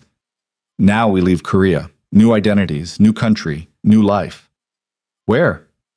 "Somewhere quiet. Somewhere no one knows my name or cares about the empire I used to run." Min-jae glanced toward the bedroom where Maria's father was hiding. "All 3 of us." Maria's throat tightened. "You'd do that? Take him with us even after everything? He's your father, and you chose to forgive him. That's enough for me." "It won't be easy. He carries guilt like a second skin." "So do I. Maybe we'll figure out how to live with it together." The words were simple, honest. And for the first time since this entire nightmare began, Maria felt something unfamiliar uncurl in her chest. Hope. They spent 2 more days at the cabin preparing for the journey ahead. Min-jae had contacts who specialized in creating new identities, documents that would pass any border inspection, bank accounts seeded with enough money to start over without leaving a trail. Maria's father helped where he could, packing supplies, organizing documents, moving through the small space like a ghost trying to earn his way back to being human. On the third morning, Maria found him sitting outside on a fallen log, watching the sunrise paint the mountains gold. She sat beside him without speaking. For several minutes, they just watched the light change. Then her father spoke. "I don't expect you to forgive me," he said quietly. "I know. And I don't expect you to forget what I did. I won't. But I need you to know that I'm grateful for the second chance, for you not giving up on me even when I gave up on myself." His voice cracked. "You deserved better than me. You always did." Maria was quiet for a long moment. "You're right," she said finally. "I did deserve better. I deserved a father who protected me instead of selling me, who put my safety above his own survival, who loved me enough to make the hard choice instead of the easy one." Her father flinched. "But I also deserved to grow up with a father instead of spending my life wondering what happened to him." Maria turned to look at him. "So I'm choosing to give you the chance to become the father you should have been, not because you've earned it, because I refuse to carry your guilt for the rest of my life." Tears streaked down her father's face. "I'll spend every day trying to be worthy of that choice," he whispered. "I know. That's why I'm making it." She stood and walked back toward the cabin. Behind her, she heard her father crying quietly in the dawn light. She didn't turn around. Some moments needed to be lived alone. They left the cabin on a gray morning when mist hung low in the valleys and the mountains looked like ghosts dissolving into clouds. Minjae drove. Maria sat in the passenger seat. Her father sat in the back with their luggage packed around him like armor. They drove south toward Busan, where a cargo ship waited to carry them to Taiwan. From there, they would disappear into Southeast Asia. New names, new faces, new lives built on the ruins of everything they were leaving behind. The drive took 6 hours. Nobody spoke much. There was too much weight in the silence to break it with words that didn't matter. They reached Busan at dusk. The city sprawled along the coast, a labyrinth of shipping containers and industrial complexes in waterfront neighborhoods where nobody asked questions if you paid in cash. Minjae navigated through narrow streets to a warehouse near the docks. He parked behind the building and killed the engine. "Wait here," he said. He disappeared inside. Maria and her father sat in the vehicle while darkness fell and the city's lights flickered to life around them. "Are you scared?" her father asked quietly. "Yes." "Of what?"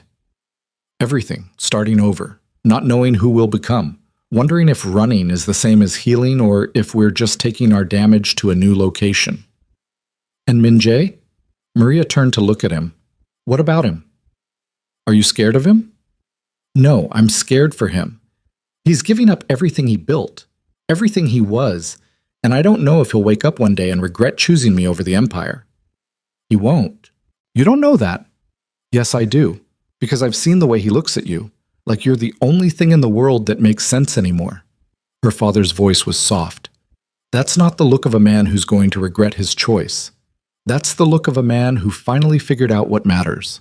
Before Maria could respond, Minjae emerged from the warehouse with a man in oil-stained coveralls.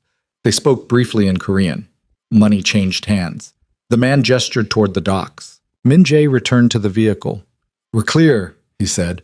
"Ship leaves in 2 hours. We board now and stay below deck until we're in international waters." They grabbed their luggage and followed the man through the warehouse to a loading dock that opened onto the harbor. A cargo ship waited in the darkness. Massive, rusted, the kind of vessel that moved illegal things between countries and didn't ask questions about passengers who paid in cash. They climbed aboard. The man led them below deck to a small cabin with 3 bunks and a porthole that looked out over black water. "Stay quiet," he said in broken English. "No lights, no noise. Guards patrol every hour, but they don't check this section. You're ghosts until we dock in Taiwan." He left. The door locked from the outside. Maria set down her bag and sat on one of the bunks. The cabin smelled like diesel and salt water, and decades of people escaping things they couldn't face. Minjae sat beside her. Her father took the opposite bunk. The ship's engines rumbled to life beneath them. The entire vessel shuddered. Then they felt the movement as the ship pulled away from the dock and headed toward open water. They were leaving Korea, leaving Seoul, leaving behind everything they had been to become something they hadn't figured out yet. Maria leaned against Minjae's shoulder. He wrapped his arm around her and held on. Outside the porthole, the lights of Busan faded into darkness until there was nothing left except the vast emptiness of the ocean and the knowledge that they were finally free. The journey to Taiwan took 4 days. They stayed below deck the entire time, eating meals brought by the crew, sleeping in shifts, talking in whispers when they talked at all. Mostly they just existed in the strange liminal space between who they had been and who they were becoming. On the 3rd day, Maria's father finally spoke the words that had been hanging between them since the cabin. "I'm sorry," he said. Maria looked up from the book she had been pretending to read. "You've already said that." "I know, but I need to say it again and again, until maybe someday it starts to mean something." "It already means something. It's just not enough to undo what you did." "I know that too." Maria set down the book. "Why did you do it? Really? Not the easy answer about being desperate. The real reason." Her father was quiet for a long time, then he exhaled slowly. "Because I was afraid," he said. "Afraid of dying, afraid of pain, afraid of facing the consequences of my own choices. And in that moment of fear, I convinced myself that your life was worth less than mine, that you were young and resilient and would recover from being sold to a stranger, that I was the one who mattered. And now I know I was wrong. That the worst thing I ever did wasn't gambling away money I didn't have. It was looking at my daughter and deciding she was currency instead of a person I was supposed to protect." His voice broke. "I can't undo that. I can't take back the choice, but I can spend whatever time I have left trying to become someone worthy of your forgiveness." Maria felt tears prick her eyes. She blinked them away. "I don't know if I can forgive you," she said quietly. "Not completely. Not the way you want me to. I understand. But I can try. For my sake. Not yours." Her father nodded. "That's more than I deserve." Min Jae had been listening silently from his bunk. Now he spoke. "Forgiveness isn't about what people deserve," he said. "It's about what you can live with. And if holding on to anger hurts more than letting it go, then forgiveness is just survival by another name." Maria turned to look at him. "You sound like you've had practice." 15 years of it. I've forgiven men who betrayed me, forgiven myself for things I can't take back, forgiven enemies I should have killed." Min Jae met her eyes. "It doesn't erase what happened, but it makes the weight easier to carry."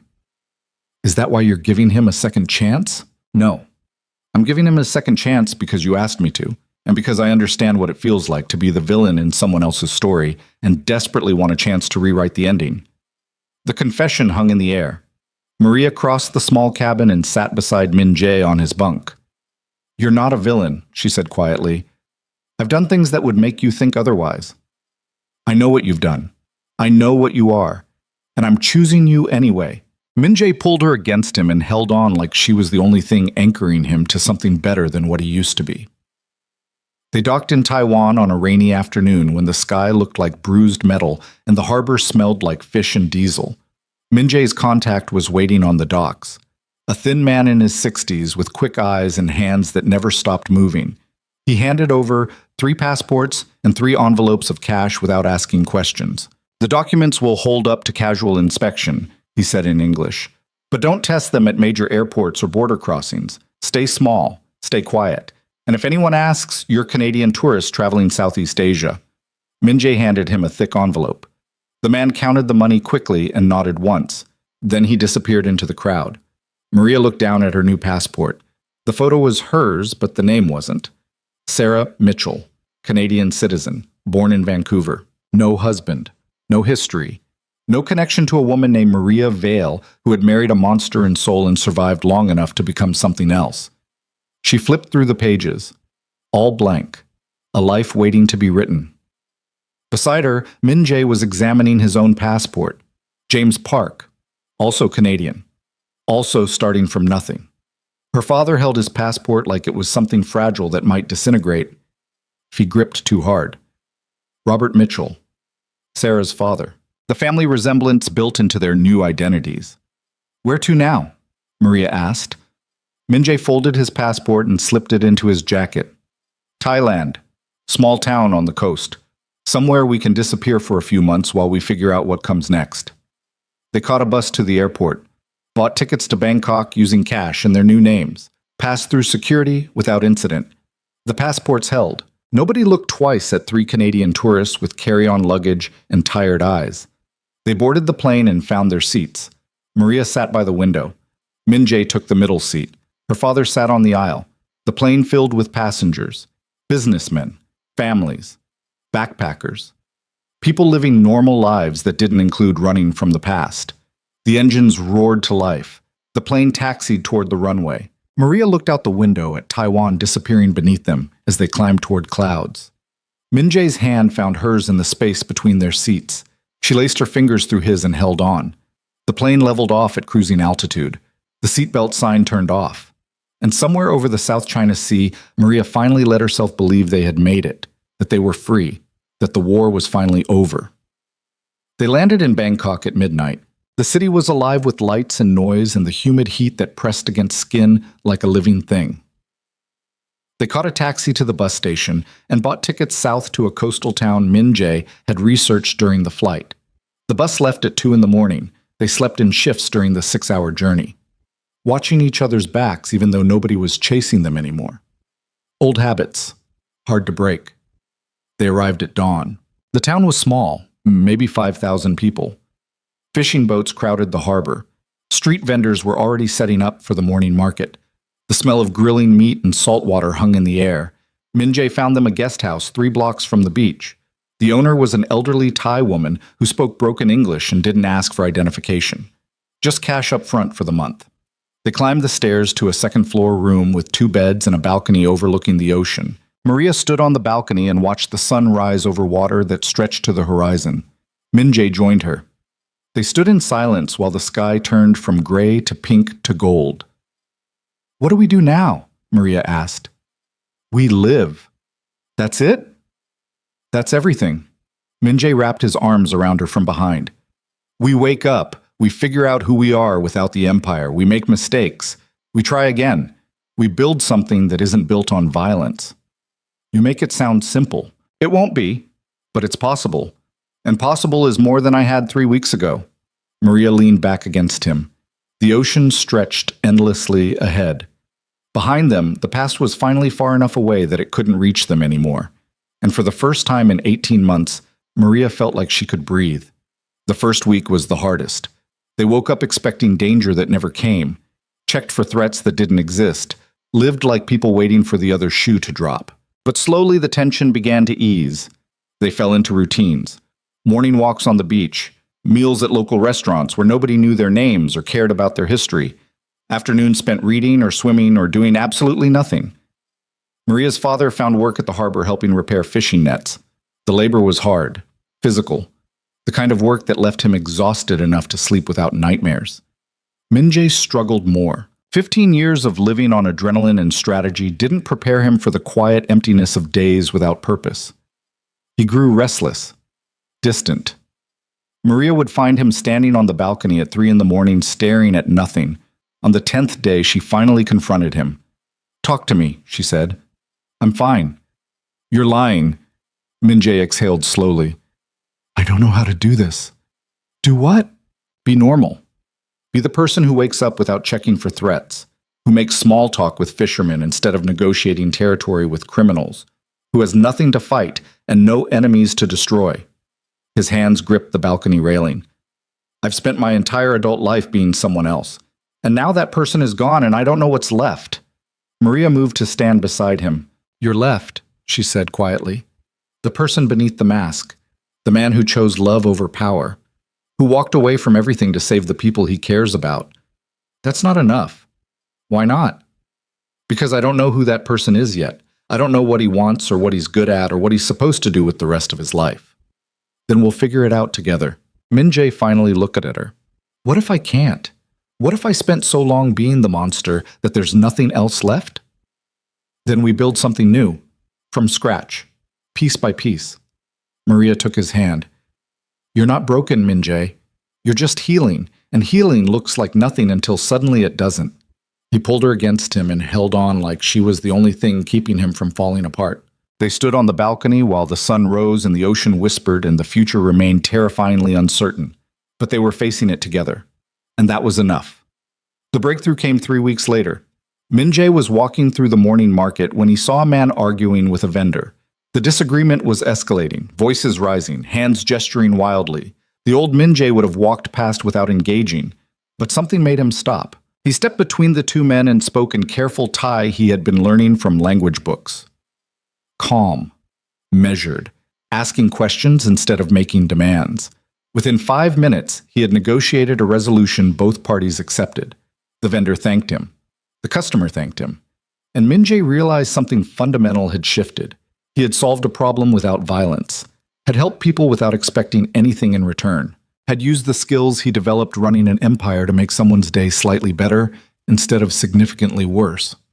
It was small, meaningless in the grand scope of things, but it felt like the first real thing he had done since leaving Korea. He told Maria about it that night. She smiled. Maybe that's what you're supposed to do. Mediate arguments at fish markets? Help people. Solve problems. Use everything you learn to build instead of destroy. That's not much of a plan. It's a start, which is more than we had yesterday. Minjay considered this. Then he nodded slowly. A start, he agreed. Over the following weeks, Minjay began offering his skills quietly around the town. A struggling restaurant owner needed help negotiating with suppliers. Minjay brokered a deal that saved the business. A family was being extorted by local criminals. Minjay made 2 phone calls and the problem disappeared. A young couple wanted to buy property but didn't understand the legal requirements. Minjay walked them through the process. He didn't advertise, didn't charge money, just helped when he saw opportunities. Word spread quietly through the community, the foreigner who fixed things, who understood how to navigate problems most people couldn't solve alone. It wasn't an empire, it was something better. It was purpose without destruction. 4 months after arriving in Thailand, Maria woke to find Minjay sitting on the balcony watching the sunrise. But this time he wasn't staring at nothing. He was smiling. "What are you thinking about?" she asked. "How different this is from Seoul." "Do you miss it?" "Sometimes. The power, the control, the certainty that came from being feared." He turned to look at her. "But then I remember what it cost. The people who died. The enemies I made. The fact that I couldn't sleep without a gun under my pillow and guards outside my door. And I realize I don't miss it enough to go back." Maria sat beside him. "I'm proud of you," she said quietly. "For what?" "For choosing this. For becoming someone better than who you were." "I'm not better. I'm just different." "Different is good enough." Minjay pulled her close and kissed her forehead. They sat together while the sun climbed higher and the ocean turned from black to blue to gold. Below them, the town was waking up. Vendors opening shops, fishermen preparing boats, children running toward school. Normal life. The kind Minjay had spent 15 years destroying for other people. And now he was living it. Not perfectly, not without scars, but living nonetheless. 6 months after leaving Korea, Maria's father finally spoke the words he had been carrying since the cabin. They were sitting on the beach at sunset, just the two of them. Minjay had gone to help a neighbor repair a boat engine. Her father stared at the waves for a long time before speaking. "I'm dying," he said quietly. Maria's breath caught. "What?" "Liver cancer, stage 4. I found out 2 years ago, before the gambling, before I sold you." He turned to look at her. "That's why I was so desperate, why I borrowed money I couldn't repay. I thought if I could just win big enough, I could pay for treatment, buy myself more time." "Why didn't you tell me?" "Because you would have tried to save me. Bankrupted yourself, paying for treatments that wouldn't work. And I couldn't let you sacrifice your future for a man who was dying anyway." Maria felt tears streaming down her face. "So you sacrificed me instead?" "Yes, and I've regretted it every day since." Her father's voice broke. "I have maybe 6 months left, maybe less. And I know I don't deserve your forgiveness. But I need you to know that loving you was the only good thing I ever did, even when I failed at showing it." Maria didn't know what to say. Part of her wanted to scream at him for keeping another secret. Part of her wanted to hold him and pretend 6 months could somehow become 60 years. Instead, she just cried. Her father put his arm around her and they sat together while the sun disappeared and the stars came out and the ocean kept moving like nothing had changed. But everything had changed, Maria told Minjay that night. He listened without interrupting. Then he was quiet for a long moment. "Do you want to stay here?" he asked. "Or take him somewhere with better medical care? He doesn't want treatment." He's made peace with it. And you? I want to spend whatever time he has left not hating him. Maria wiped her eyes. Is that enough? It's more than enough. Minjae held her while she cried, and when she finally stopped, he made a promise. We'll make the next 6 months matter, he said, all of us. We'll build memories instead of regrets. How? However we can. They kept that promise. Over the following months, the three of them traveled through Southeast Asia, Vietnam, Cambodia, Laos, places where the history was older than their mistakes and the landscapes were beautiful enough to make forgetting almost possible. Maria's father grew weaker, but he smiled more, laughed at things that weren't particularly funny, told stories from Maria's childhood that she had forgotten, and slowly the distance between them closed. Not completely. Some wounds were too deep to heal fully, but enough that when her father finally died in a hospital in Chiang Mai 5.5 months after his confession, Maria was holding his hand. Minjae stood beside her, and her father's last words were simple. Thank you for not giving up on me. Then he was gone. They buried him in a small cemetery outside the city where the mountains rose green against blue sky and the air smelled like jasmine. Maria stood at the grave for a long time after the ceremony ended. Minjae waited nearby, close enough to reach if she needed him, far enough to give her space to grieve. Finally, she spoke. I forgave him, she said quietly. I know. Not because he deserved it, because I needed to. I know that too. Do you think that makes me weak? Minjae crossed to her and took her hand. No, he said. It makes you stronger than anyone I've ever known. Because you chose compassion when you had every right to choose hate. And that's the hardest thing a person can do. Maria leaned against him and let herself cry. For her father, for the relationship they never had, for the one they built in the final months, for all of it. They left Thailand 2 weeks later.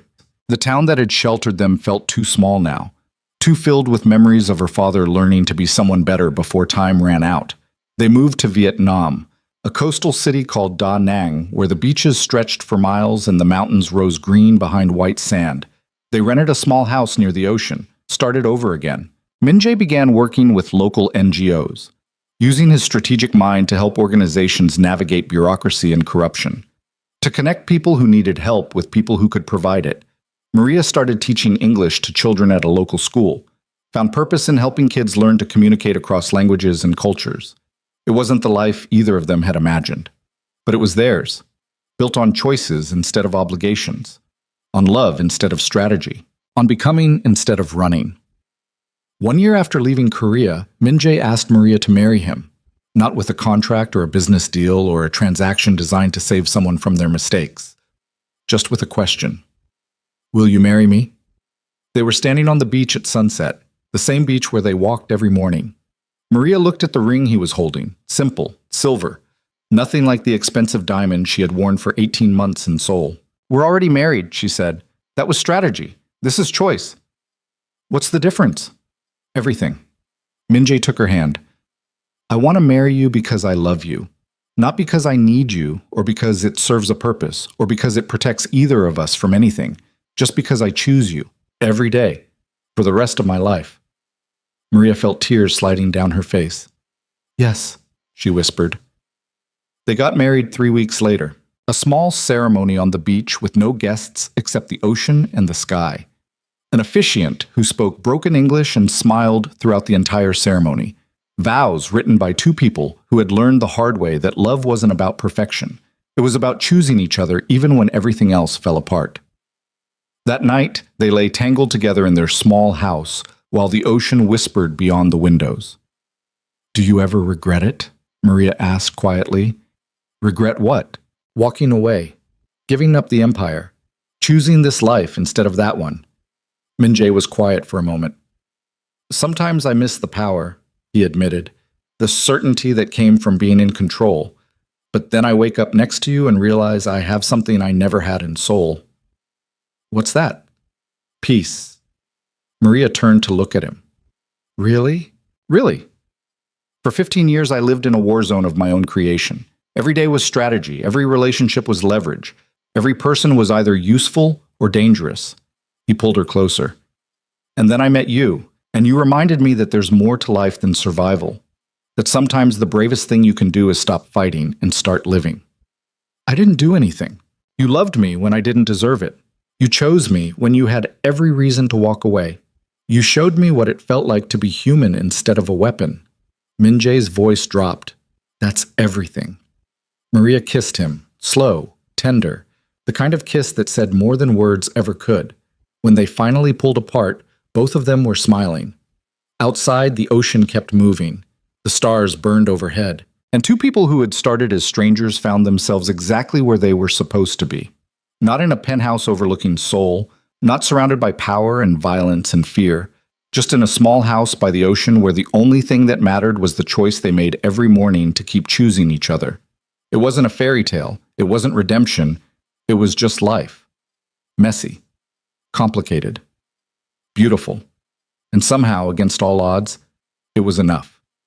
Years passed. Maria and Min-jae built a life in Vietnam that looked nothing like the one they left behind in Korea. They worked. They traveled. They made friends who knew them as James and Sarah Mitchell instead of the people they used to be. They fought sometimes, disagreed about things that mattered and things that didn't, carried scars that never fully healed, but they kept choosing each other. Every morning, every argument, every moment when walking away would have been easier than staying. On the 5th anniversary of leaving Korea, Maria woke to find Min-jae standing on their balcony watching the sunrise. She joined him. "What are you thinking about?" she asked. "How far we've come." "Do you miss Seoul?" "Sometimes, but not enough to go back." "What if we could? What if someone offered you the empire again? Would you take it?" Min-jae turned to look at her. "No," he said without hesitation, "because I've learned something in the last 5 years." "What's that?" "That power built on fear is just a cage with better furniture, and I'd rather be free with you than powerful without you." Maria smiled. "Good answer." "I meant it." "I know." They stood together while the sun climbed higher and the ocean turned from black to blue to gold. Below them, the city was waking up, vendors opening shops, fishermen preparing boats, children running toward school. Normal life. The kind they had built together piece by piece. The kind that wasn't perfect, but was theirs. And as Maria stood beside the man who had once been the most dangerous person in Seoul but was now just her husband, she realized something fundamental. They had survived. Not just the war with Ji-hwan, not just the escape from Korea, but the hardest battle of all. The one to become better than who they used to be. It wasn't a complete transformation. Min-jae still woke sometimes from nightmares about the men he had killed. Maria still carried scars from a marriage that started as a transaction. They both struggled with the weight of choices they couldn't undo, but they were healing. Slowly. Imperfectly. Together. And that was enough. The sun finished rising. The day began. And two people who had spent 18 months pretending to be married finally understood what it meant to choose each other, not because they had to, because they wanted to, every single day, for the rest of their lives. The end.